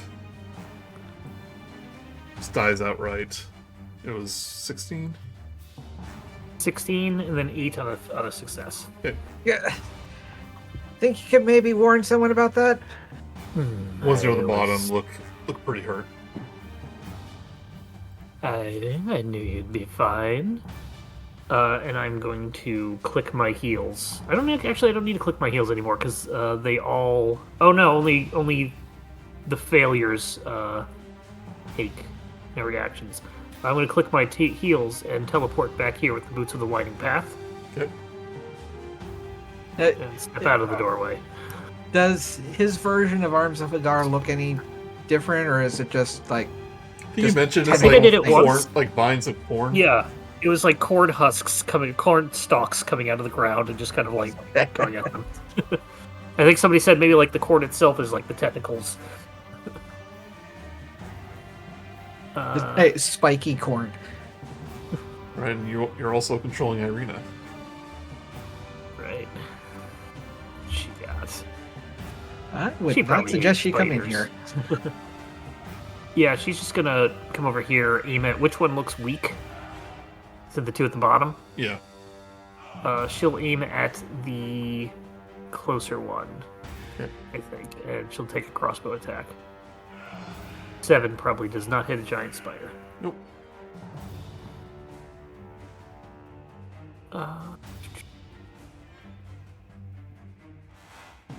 And then she will attempt to help.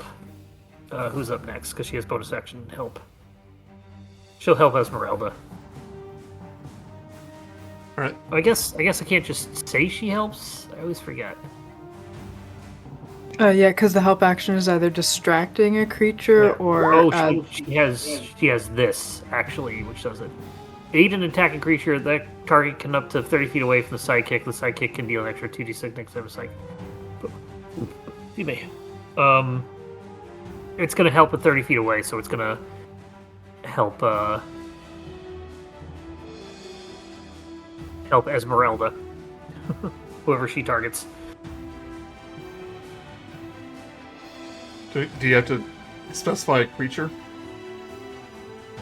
Uses its helpful feature to aid an ally in attacking a creature. That target can be up to 30 feet away. Help.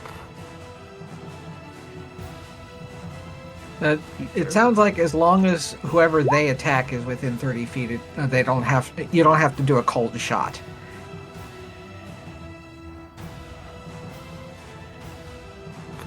Text.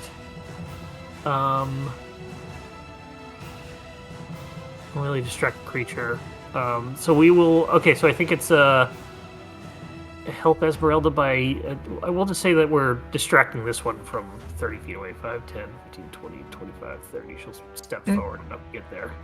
I mean, nearly being hit with a crossbow is distracting. Yeah. Okay.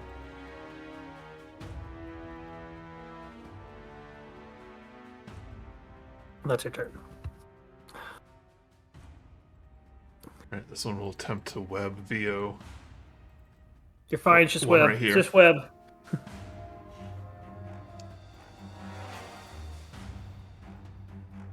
17. I don't hit. Right, no damage, but you are now restrained Oh boy. as the webbing wraps around you.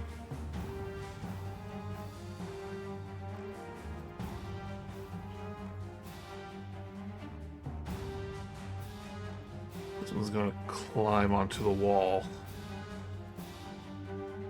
Start. Basically dash over here.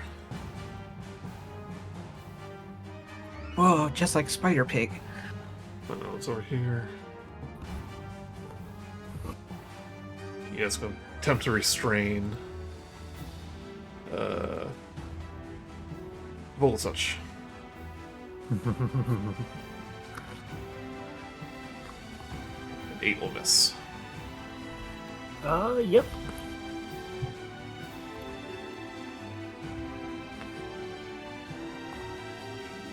Right, the Seal Dragon flying to the room very bravely. Turn around and nope out of there. I feel worried. I feel bloodlust. Over here. It's gonna blow out a tiny cone cold.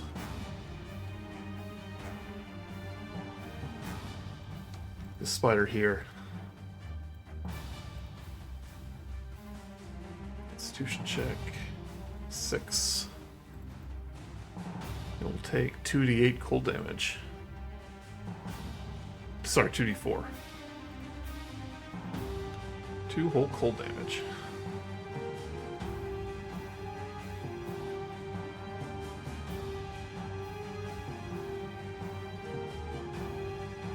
Every little bit counts.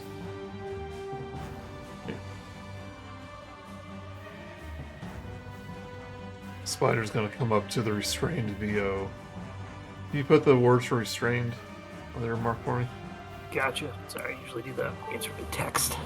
Attacks against me have advantage, and I have disadvantage. What I thought. Oh, you can still move?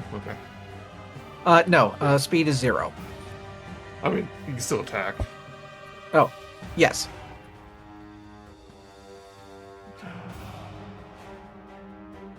Training turn. But do you really want to?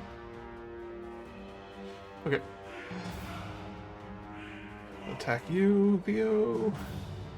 Wait, 17. Hits. You take 10 piercing damage. Give me a Constitution saving throw.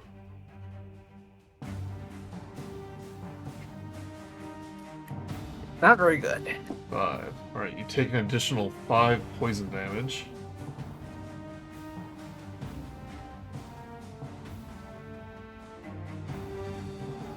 Yeah, as it finds some soft elf flesh, injects poison into your body. Oh my. But I'm not actually poisoned, right? No. Okay, good. I hate that status.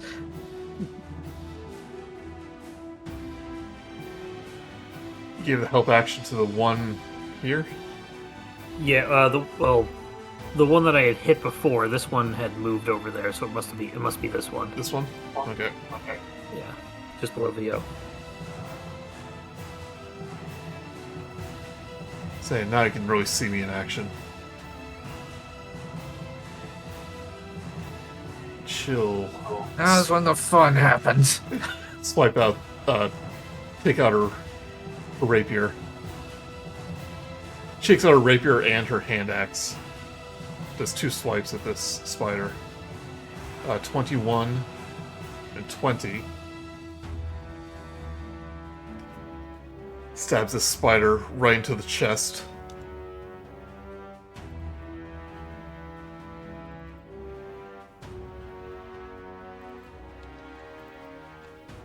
Then with the flourish, she'll throw the hand axe to the one near you, VO. A 10 will miss, though. It goes a little... It hits the wall on the other side of the spider. And she goes, oh, that would have been so cool. It would have been cooler if you also broke these webs. Say, too late. Grude. If it was a movie, it would go so close past me that it would cut me free and then go into the head of the spider. Grude's gonna come in, and then on this guy there, I'm going to use Frostbite. Okay. So it's a 14 con save. 14 con.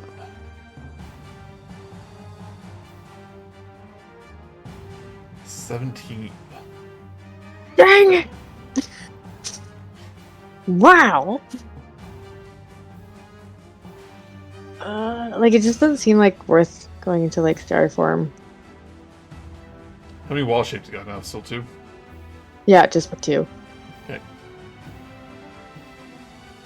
Well, it's like if that happens, it's like, whoops, see you later. Gonna rethink this next time.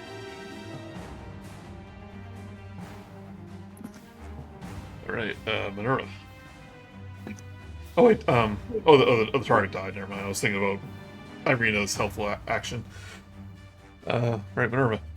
Alright, well, I can't really... Well, I guess I can kind of see that one. The very bottom. The very back of the room. Yeah. But I want to move my cannon.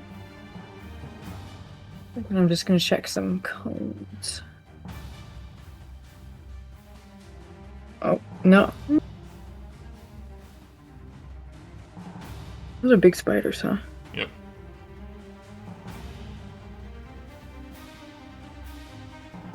Yeah, I don't think I can hit 2. You can. Don't worry. Okay, so It also hits VO. That's okay. Maybe You can take yep. it. Just keep sitting VO. Good thing you're so resilient. You're known for your resilience, VO. Is the I can shoot these two instead. I don't have to shoot that one. Well, no, I was saying, is the fairy dragon or pseudo dragon, is he flying? Yes. Then you'd probably be able to get under him and just aim down. But yeah, I guess you could hit whatever two. Yeah. So it's gonna go here and it's gonna hit the middle two. All right. With it. So yep. So DC. Do all the Appreciated. webs that are connected to VO via that other thing, does that all catch on fire and engulf him? Not the one he's holding, but definitely a lot of the webbing that's along the floor goes up in flames. So Dex 19, 14. Oh no, they win. Okay. It's 14 is what they had to beat. He had half damage. Yay! Damage pretty good. I do think it's like kind of like yes, I always went so half of 11, so 5. Yep.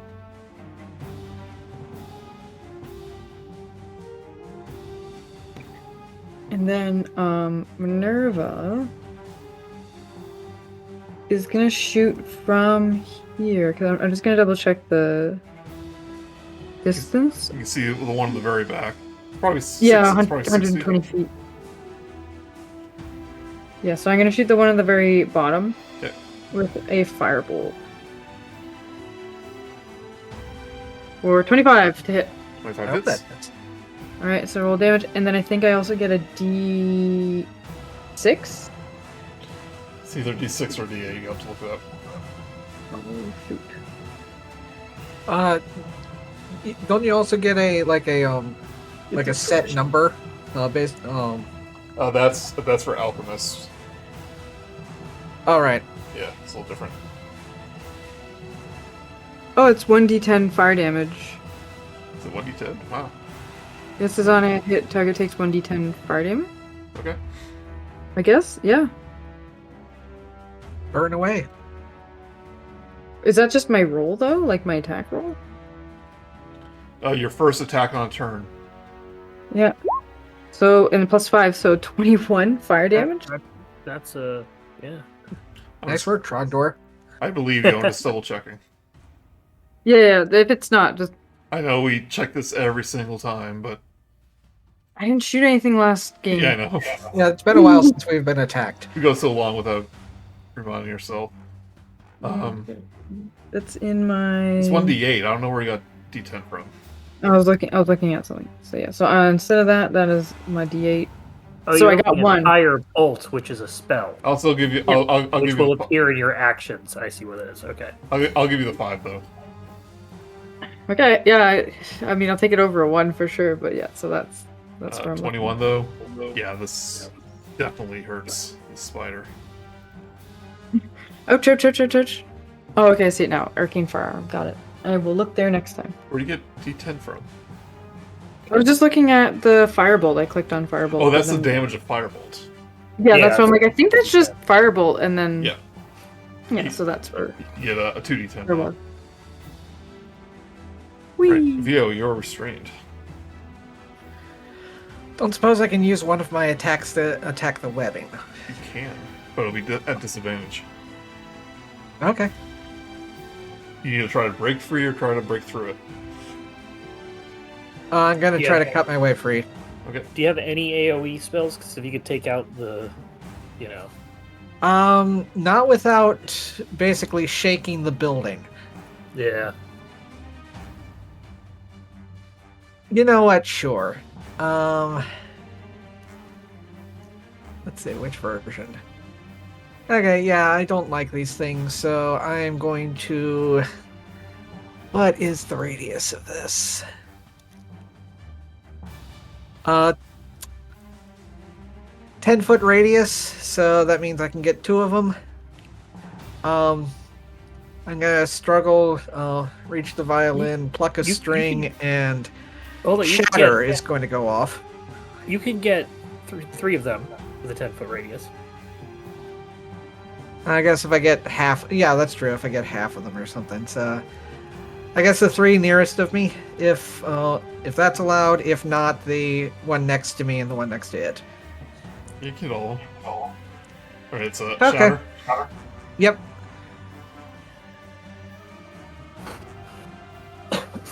This one's on the is a sphere, right? Yes. Yeah. Okay, yeah. So this one's actually on the wall. They Constitution make a save. con save, DC 14. 12, 9, 4. They all take 15 thunder damage. Just about everything in that area also just explodes, essentially. Anything wooden or so forth.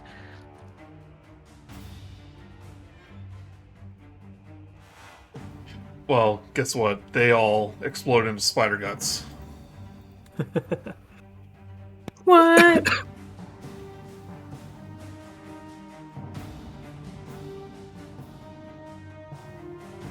He'll grin over at Esmeralda. Looks at you and you're just covered in cobwebs and Oh yeah, everything. yeah. It's like only half his face is visible. And She goes, "Ah, okay, that was pretty cool. I'll get you free in a second." And then her eyes go wide as something materializes in front of you, Vio. more spider guts. Face spider. A whole spider, just almost like it's jumping through the wall. It strikes at you. Oh goody. 11 will miss, though. Even at Luckily, advantage. and it, like falls over in surprise. It barely misses. Yeah, this thing looks similar to the other ones, but it looks almost ethereal. And Esmeralda goes, "Face spiders." What were the other ones then? Right, roll.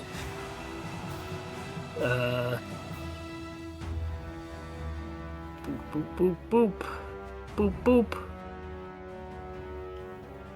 I'm going to cast, or not cast, but do my Form of Dread.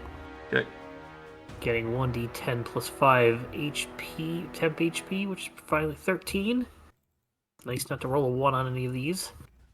And then I'm going to go ahead and attack this with my 2 scythes. Okay. 2 scythe attacks. First one is a 24. Call this move 2 slice. Second is a 14. 14 hits. 14 hits, so they both hit. Both hit. Awesome. First attack. Oh, 12, 12, 12. Ah, so close to a 12, it landed on an 8. 12 magical slashing, Hit. and then 11 magical slashing. A fine hit. A fine hit. Find it. And- Find it. Needs to make a wisdom saving throw DC 14, or it will be frightened. Wisdom. I admit, I hope it wins because because I don't want did it have something that advantage? can. 13. It fails. It's frightened of me. Oh goody! Now something that can run through walls is going to run away. I'm going to make it. I'm going to step up here, so he has to run away from. Yeah, that'll be my turn. Okay.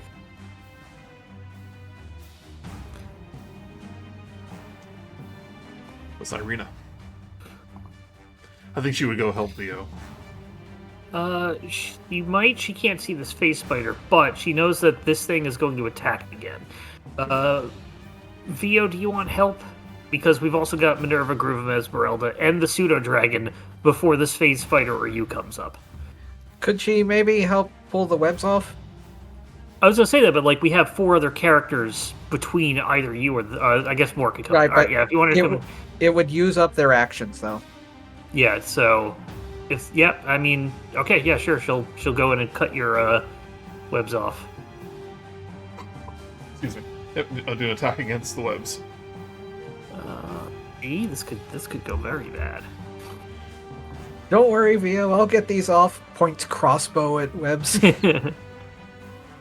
Aim each strand. 23. Each But she aim the has a- flamethrower at it. 23. But she has a rapier, which does piercing damage. That's good. She pokes a hole in every thread. Okay. You are not restrained anymore. They do still have like an edge on their side. It's just like has to reach in behind it and then slice down. Fair enough. She will then do the help action on the face spider and spend the rest of her movement running back out. Okay.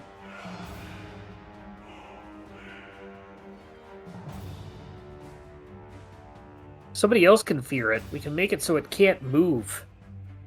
I don't think anybody else can make things afraid. Yeah, but I just realized that's an insane combo. Fear trapping.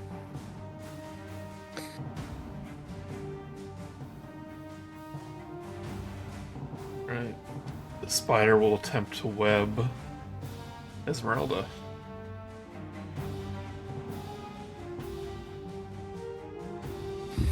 Uh, 19 will hit. She is restrained.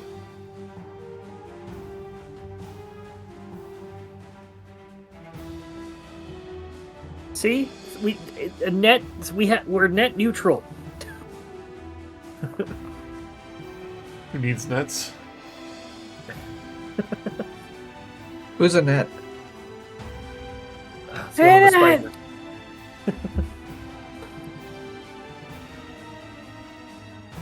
Sewer Dragon will do a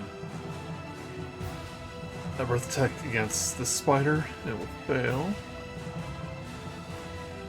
Will take 7 cold. Only one ethereal allowed here. Surprisingly, not immune.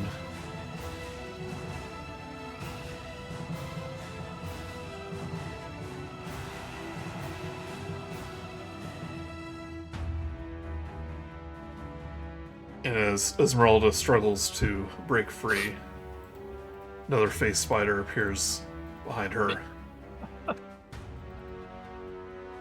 Teleports behind you. 22 will hit. Takes 10 piercing. And she's a Constitution saving throw. Natural 20, she's tough. She said, "I'm sorry, coming from a mile away." Ow! But she takes 8 poison damage. Even with a successful hit. Ah!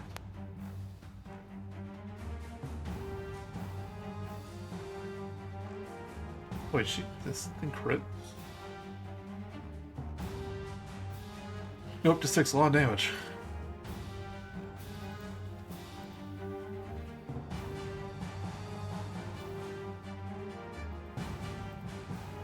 And as quickly as it appeared, it disappears. Kind of fades into unexistence. Can anybody see the ethereal plane? Yeah, let me just pull out that mirror and spin around in circles. Esmeralda goes, "That's not a horrible idea." She goes,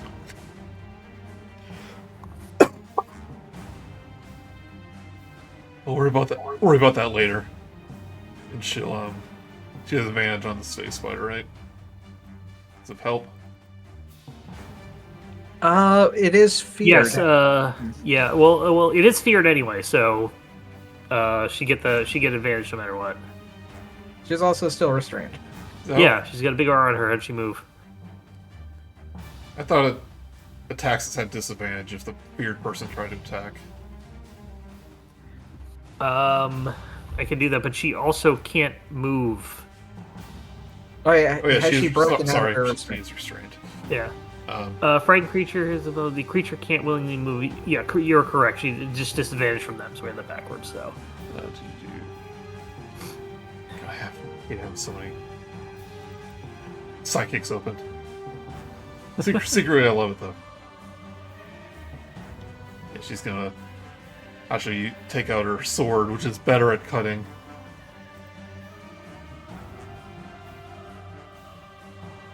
And break through her restraints.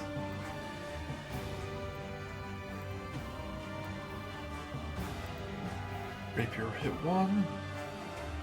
11 will miss. She does a little roll, picks up her hand axe, and then does a swipe. With that, 16-7 slashing, and kills his face spider.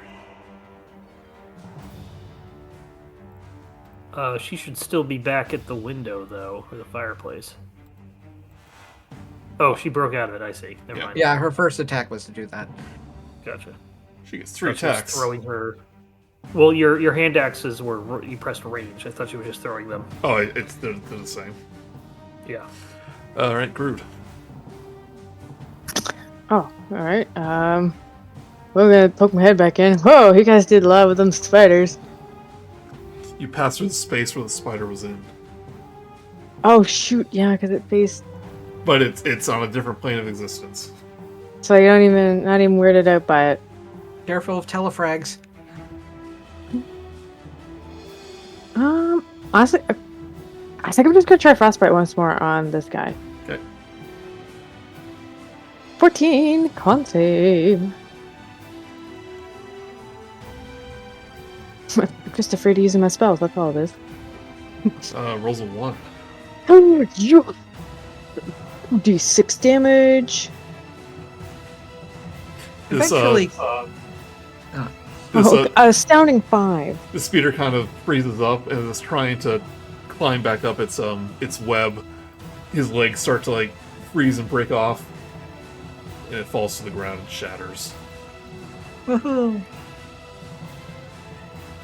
So, Yay!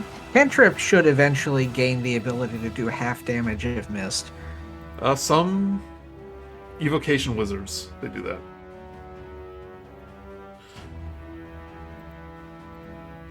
Right, so you're still in combat, but Esmeralda This goes, "We're not safe yet. That face spider's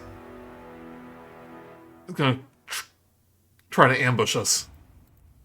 Then just be at the ready.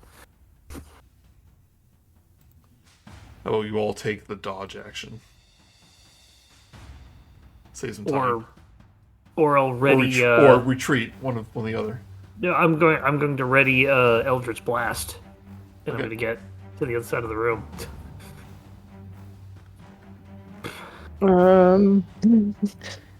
You're just gonna, Actually, you're just gonna I- all ready attack when it appears. Yeah. Yeah. I am going to be a little... I figured...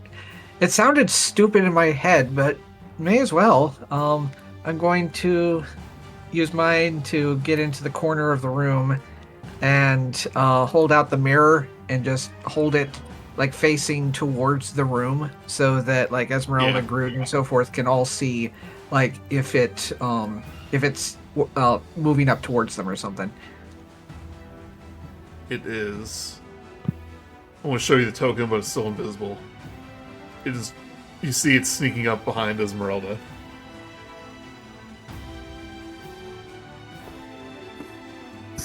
Oh, It's going after you, Esmeralda.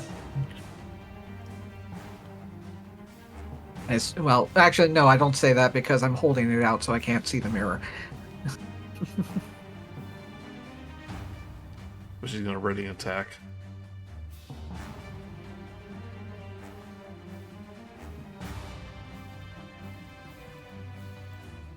Right, spider appears behind Esmeralda. Surprise attack. Well, now that it appears, can I? Well, for attacks first. Well, the trigger was when I could see it. But I did attacks first. you. Okay. That works. Okay. 23. Do 9 piercing. Con save. It's a surprise, so it gets off an action before you have time to react. That's how it works. Okay. Sorry, I didn't mean to sound condescending in my No, it's fine. 16. She's good, but she takes 10 poison damage. She goes, I hate face spiders! But all your attacks go off. The ones that were kind of turns first. So Minerva, Vio, Vogel. Like, right now? Yep. Did you ready attack? When you're ready in action, the trigger was when we see the thing or when it attacks, and it just got priority over that. Then we all get to attack. They're all Alright. just waiting for it. Firebolt! For 11. Eldritch Blast hits. I did 10 damage total. That kind of makes sense because she wouldn't have seen the mirror. Eldritch Blast, I guess, is 1 attack, but it's 3 bolts, right? It's 2 bolts. 2 correct. bolts. Yeah. It's like magic missile, or a magic missile, Yeah. and send off all 3 of them. How much damage? 10? Do you mean Scorching Ray? 10 total. Scorching Ray does it as well. Same sort of thing. Minerva, your attack misses. Ah. Was there anyone else? Do I get an attack? If you prepared one. I know I kind of went through it fast. Rolling both at once. Okay. One of them a crit. You don't get advantage though, so it's just 9. No, it's just I rolled both of them at once. Okay, yeah. So 1 miss and wait. You only get 1 attack. Oh, okay, then I miss. That's right, ready in action. Yep.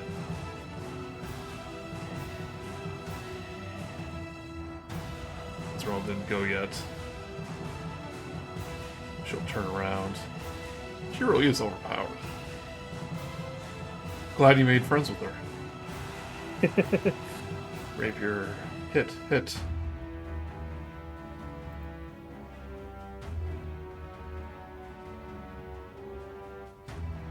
with her hand. Miss with her hand axe. She says, you do not get the jump on Esmeralda Debonair. And is Cut out Another on face that. spider jumps into existence and gets the jump on Esmeralda Debonair. well, that will teach you a lesson as she slices into it. Cuts off its legs and its mandibles. It's like, yeah, dies.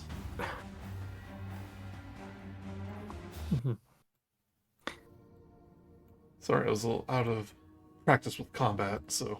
But we're Yeah, done. no, I get you. The unusual ones that we got confused about, we haven't had to deal with for several sessions. Esmeralda goes, well, we found our face spiders. Did we find all of them? She looks around. Always 2 there are, so. no more, no less. Yeah, that's not the saying. I don't know where you heard that. Mm-hmm. I may have just made it up. Just look around. I assume this is exposed to the outside, Yeah, this as is this open door whole over area. into the thing. This whole area. Because it's a hole in the wall. No.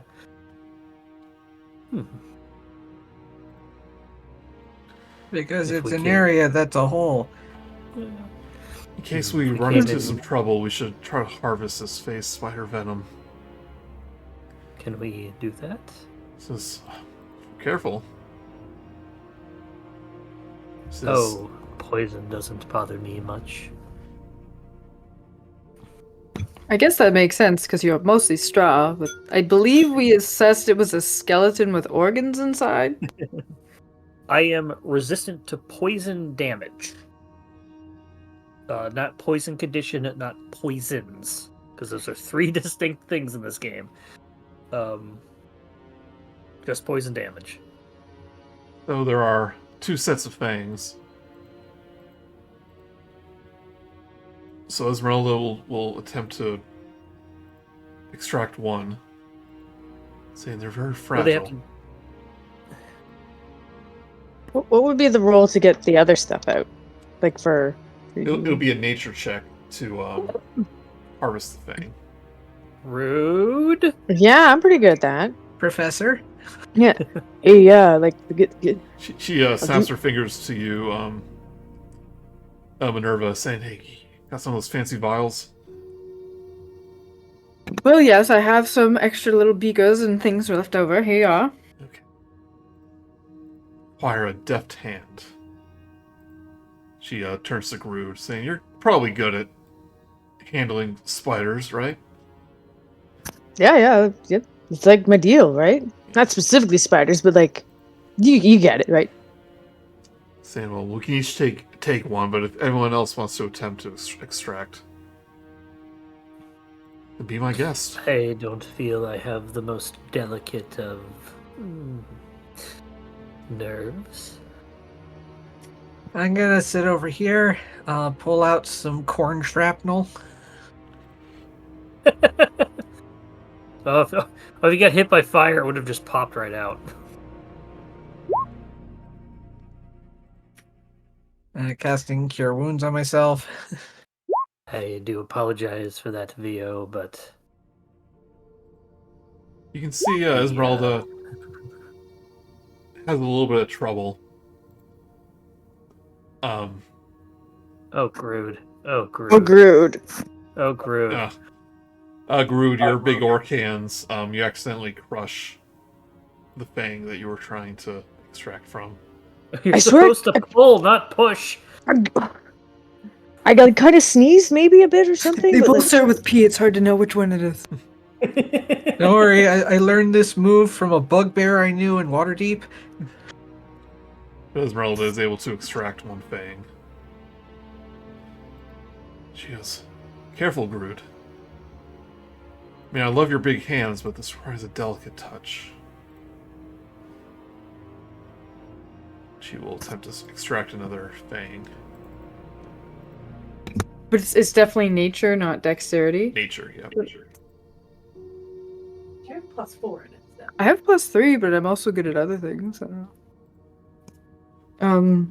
Maybe Oh, I boy. could take a try, unless you want to try again, Grude. Help I think action? I want redemption arc. So as you kind of say that from behind, she gets distracted, and her hands slip, and the thing cracks. She rolls a 6. She goes, "Oh. I said I needed patience." I said, "Oh, it's fine, we still have one." Did Grude just smash up all of them with a 6 that first time? Just one. Just one thing. You can try it on another. I'm gonna do redemption, blood vengeance. That one. 15. 15. You're good. You're able Woo! to pick off the fang and extract one vial of See, I venom. told you. Like I just need a bit of warming up. No, actually, you just extracted. Now give me another nature. See if you can extract any venom from it. Okay, cool. Spider milk.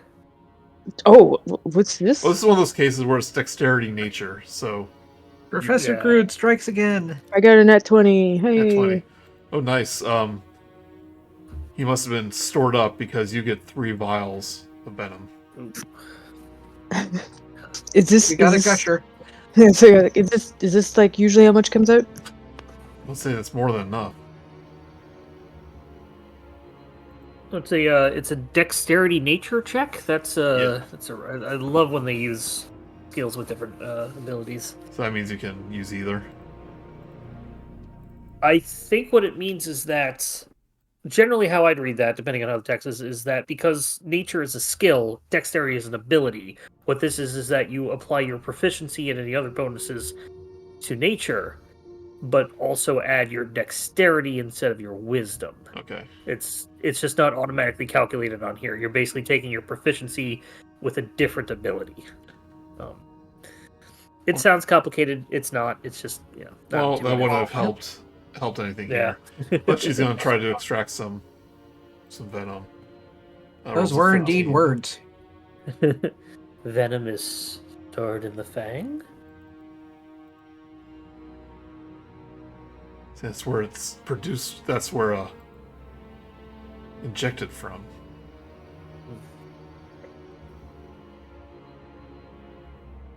She gets. She's not able to extract any venom.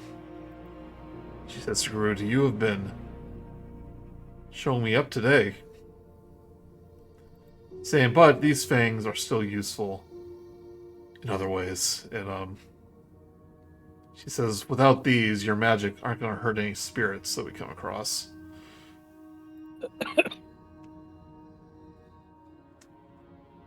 Says we have 2 of them. Who's the lucky spellcaster?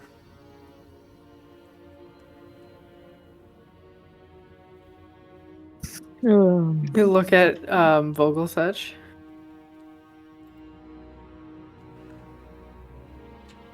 Why are you looking at me? I don't know, I think you cast spells sometimes. I'm more of a woman of science. What is the benefit that you get with it? You can harm spirits with it. If it has immunity to a magic damage, you can bypass that immunity. I do have magic damage. I'll take it. She'll she says, well, I've seen Minerva there with her fire. That fire is going to be useless against spirits.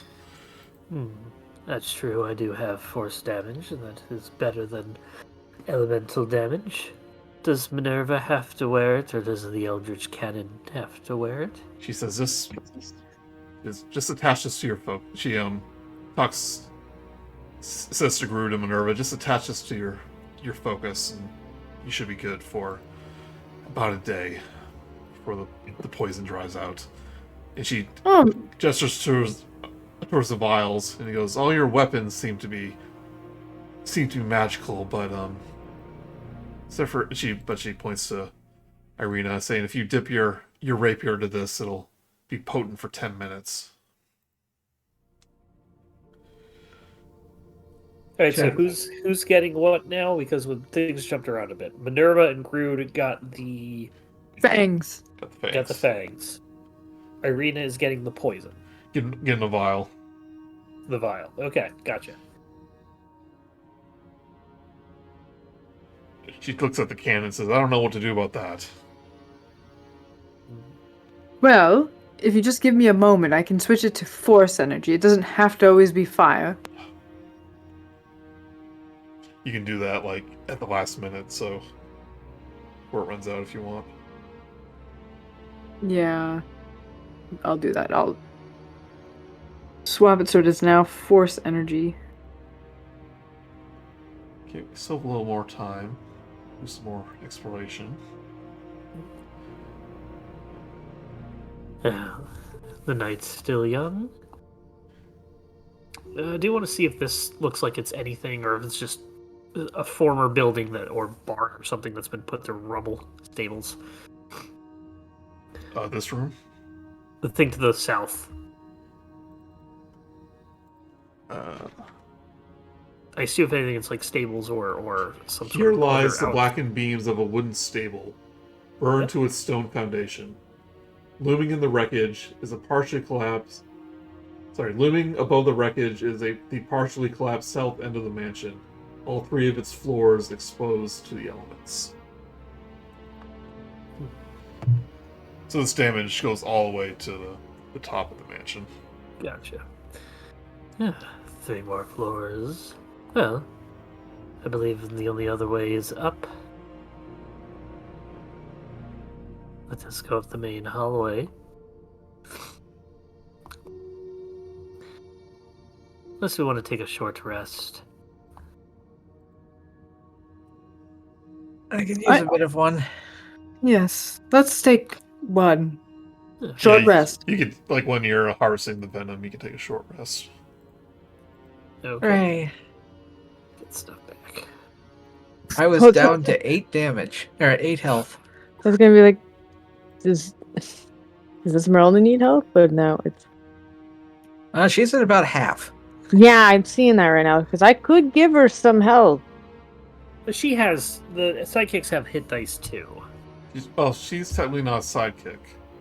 She's just an Well, NPC. NPCs have hit dice. How does that work? It's a little weird. I think it's basically the if you look at their HP, the HP formula, which for her is They have 8. 11d8 So she plus has 33. So she has 8 hit dice. 11 because it's 11. Oh, 11d8. She's and 11 reversed. d8s. Okay. Yeah, I think that's generally I thought how that was, it is. yeah, it was weird. I was like, how does that work? 1d11. Okay, yeah, so she has Oh, is that how it works? Each one of your hit die is like each level you get a hit die? Essentially, yeah. Oh, so level 20. Yeah, that's why you have hit- the amount of yeah. Okay, I just never really thought about that. Yeah, it's also based on what class you take as well. So if you multi-class, I'm multi-class, so I have 1 barbarian hit die, Okay. which is different than the warlock ones. But yeah, Need to keep track of that then. it doesn't come up too often, especially before sidekicks and stuff like that. But that's what I've read or heard or something. I don't know if that's officially like in the book, but that's like what the recommendation is, and that's kind of how the math works out. As full as you can.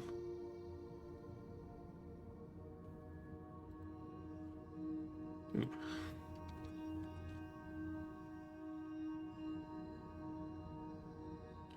Make sure let's use all of them.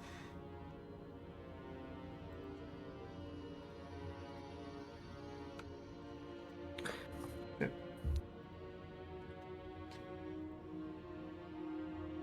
Oh, I'm feeling nice and rested.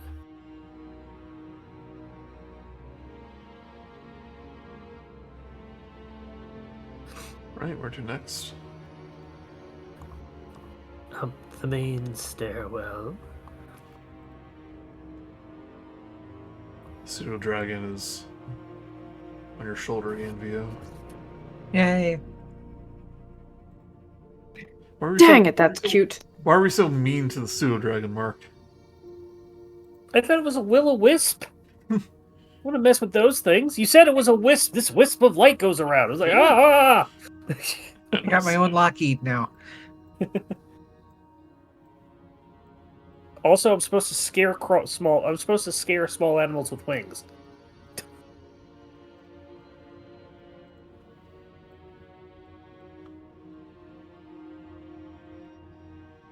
We got shooped. We got shooped. Nope.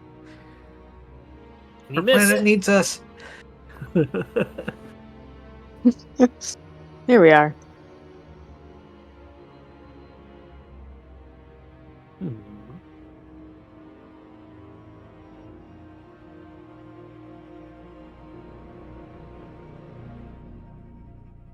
Okay, yep. You walk up. The stairs. Stairway. The stairs. Stairs.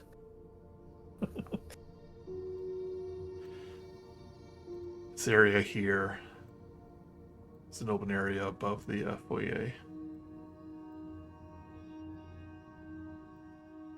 Gotcha.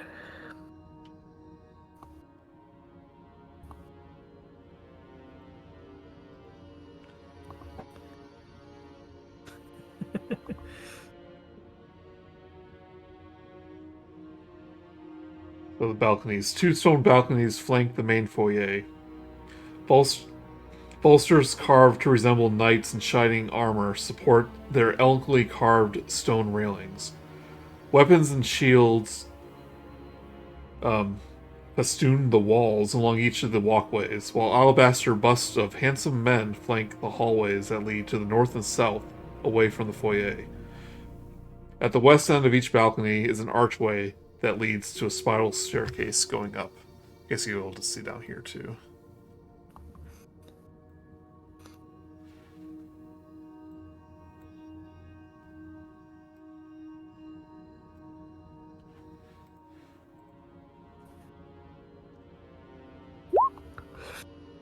Well,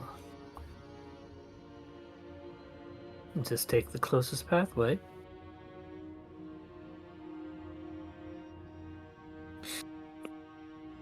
Hello?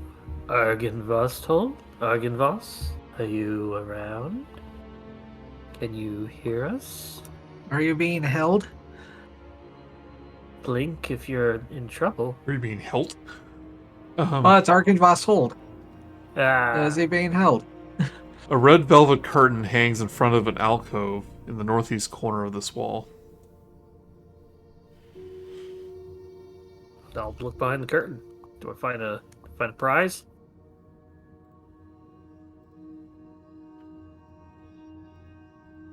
Behind the alcove, it is empty.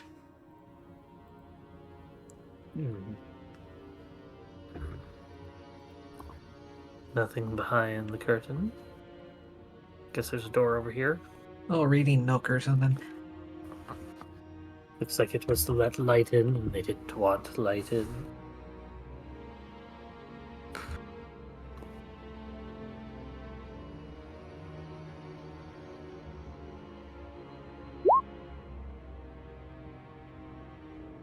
Oh, there is a door on the other side too. Just to our right. Yeah. Joey, just use the polygon tool. You're struggling. That's what I'm doing. It's very annoying. Yeah, I wish you could just like cut up squares that you could just delete later on.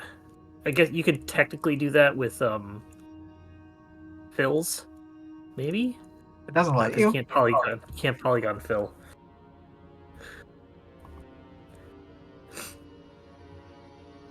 But there's a door here. And here. We'll try the inner door first then. Okay.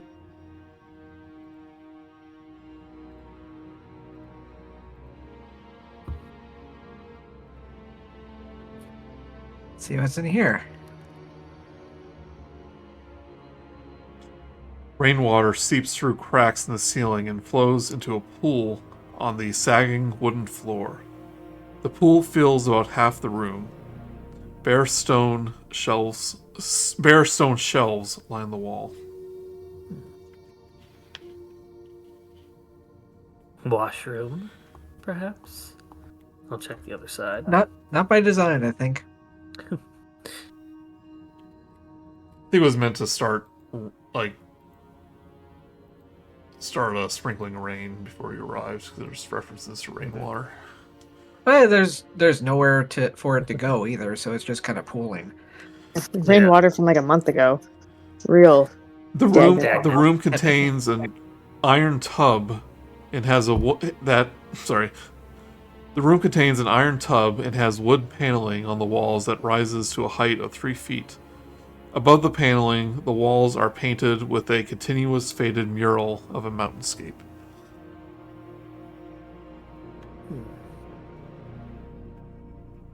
The actual washroom.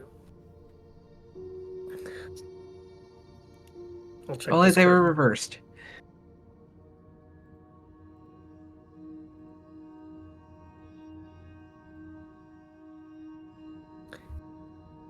Another curtain. Is there something in this one?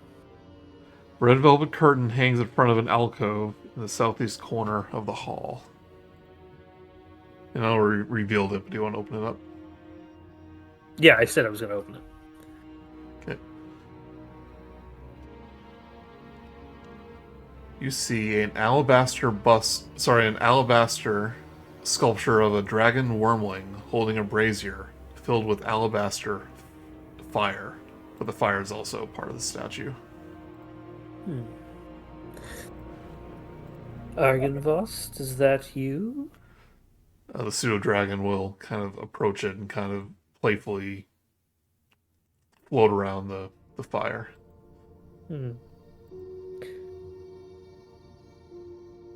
Seems to like it. Gives a little chime. Take a look at the statues. Have any hidden compartments, things, or even words, plaque? Give me an investigation check, but you feel happiness in your mind. Or like importance. 17. You feel like pride.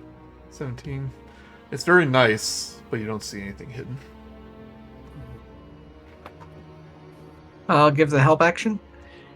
I assist with looking it over. Sure. You can roll too.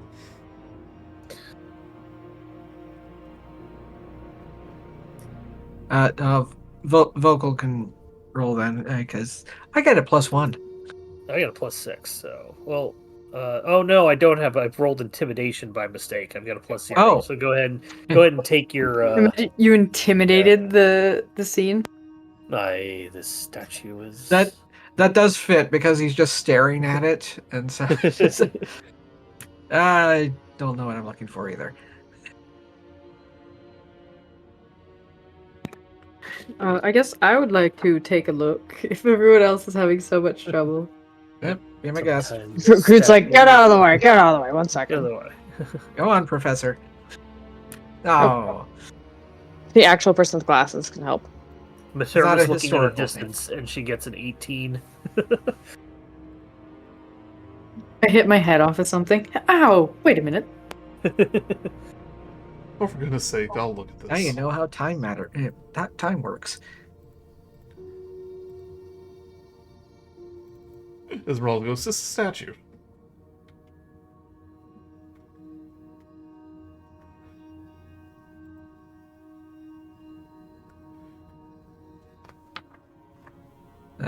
Minerva find anything? Is an 18? 18. Oh, anything? You don't find anything hidden. Alright, I feel like I've done a thorough job, as we all have, but mostly me, and seems like it's just a statue. Yeah. It should continue then. And it could just be nostalgic for the little guy. Can I pick up you said the alabaster fire is part of the statue. Is it attached to it, or is it like a separate object that's with the statue? It's attached to it as part of it. Okay, so skip that then. It's not a mini. Back up to one of these doors. Okay, opening up. Yep.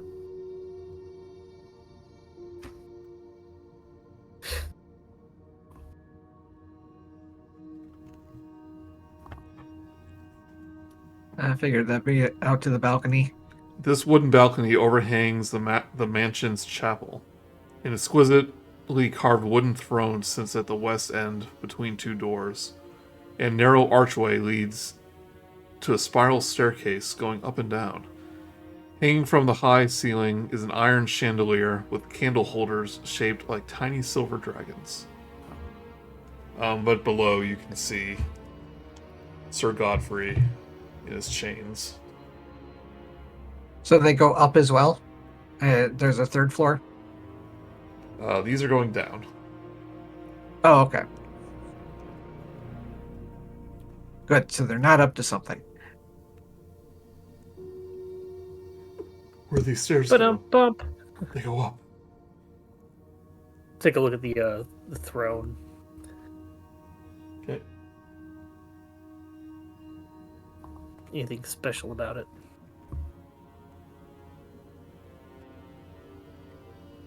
It has some like dragon iconography on it. Give me a well, I guess you wouldn't know anything about religion.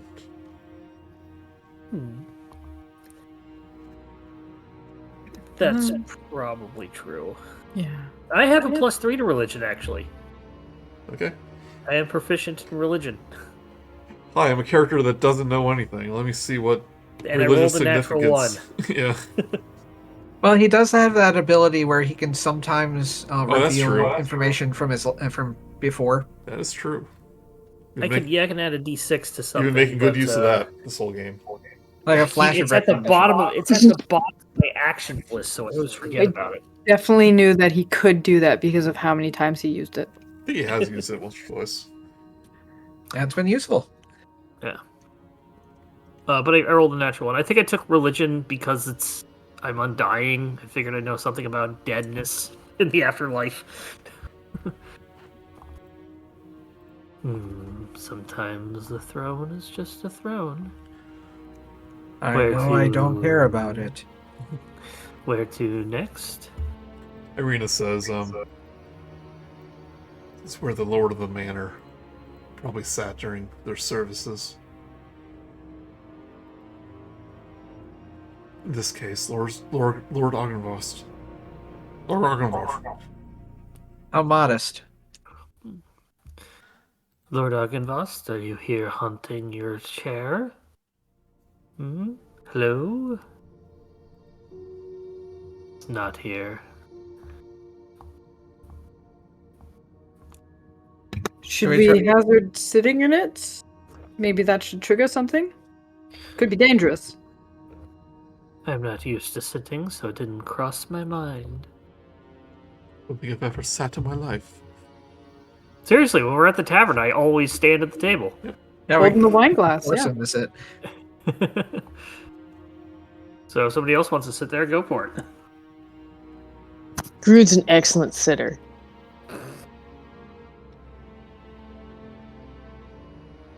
You sit in the chair and you realize Lord Argynvost must have been a pretty massive man because you fit quite comfortably. This is a nice chair. Like, pretty stellar. Dude, you to relax. Nice. Then I just get back up. As you get up. Nope. It creaks. I stop moving. I guess we can give the south wing a try first this time. I agree. Sounds good. Well, the first floor did not have stairs in that section. Are those going upward? These, Oh, and there's a door over here too. Yeah, you said these ones were going up. these ones are going up. The graphics imply that as well. Yeah. You can tell this is the ruined part of the mansion. So let's save some time. Yep. Yeah, just get it out of the way. The south end of this room has collapsed, exposing the chamber to the elements. A few furnishings lie broken under fallen debris from the level above. Irina says to you, saying, what could have done this? Earthquake, giant dragon fight. Anything. I think What about that Argynvost bird did this? Could be. Well, Grude said that it seemed pretty comfortable, so he might have been quite large. Sorry, Grude. Yeah, I get it. I get it all the time. I didn't think that large. When he fought with Strahd, it destroyed an entire wing of the mansion. All the better for us to not want to pick a fight with him. Even before he became a vampire, Strahd was able to slay a dragon. I've heard tales of adventurers slaying dragons all the time. Knows if they're true or just legends.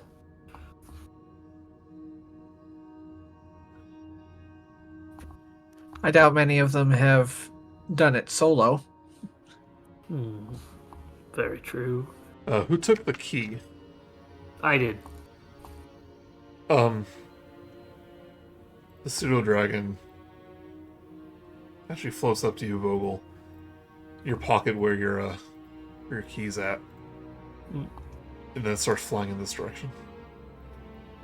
You've been stasis Go in locked. there anyway. I was going that way anyway, but surely. You see him disappear to this hallway. Let's peek into this room as we walk by.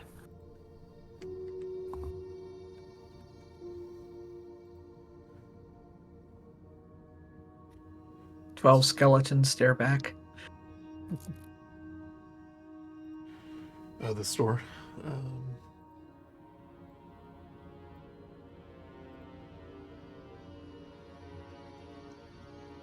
Well, Vogel's Bethesdaing it up. Follow the NPC that's going on the quest line, or no, I'm just going to ignore it and start checking all the doors. I would check all the doors, but Vogelsuch just peeks at it because the door is open, and then we'll follow the sewer dragon. Or fairy dragon, or whatever kind of... Two beds with snake torn it is. canopies stand against the opposite walls, with a tattered rug lying on the floor between them. Set into the far wall is a fireplace, black with soot. A soft hiss issues from the... Oh, that doesn't happen. Never mind. I just walked by it. Yep. Seems to be a guest bedroom. Didn't even make their beds. Nope. I think they had bigger things to worry about. Such as a dragon fighting Strahd von Zarovich. Sorry, the book has little smoke dragons everywhere, but the guide only has this one. So occasionally there's references. Gotcha. I don't read ahead. This T-shaped hallway has branches to the west, east, and south. 3 arched windows in the north wall look out over foggy grounds, so you can see outside these windows.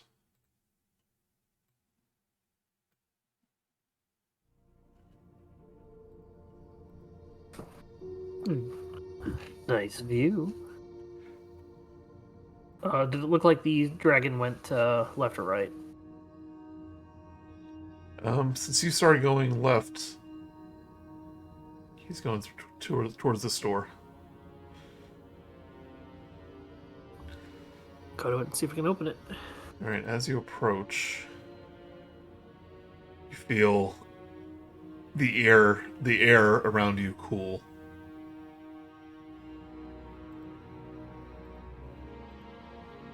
From either side of the doors, Oh, well, that's not good.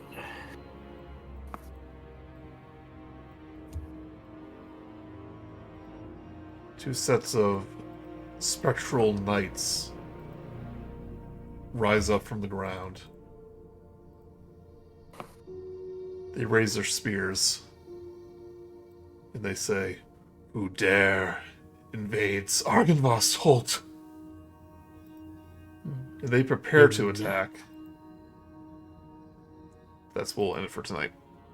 Ah. Dun, dun, Quickly put dun. on our disguises. I cast disguise self and change myself to look like Strahd. Is that... Yeah, that'll help. Is it just one action? No, Vogelsuch! One action to do that, though? I'm not actually gonna do that, but Yeah. No, it is an action spell to do that because it's a disguise you self can do is it a spell. directly in front of them. What are you doing? Oh, let me No, go get my friend. I go around a corner and then Strahd comes back Alright. and he's like, "Oh, the better to see you with, my dear," because he has no idea what. Blah, blah, blah.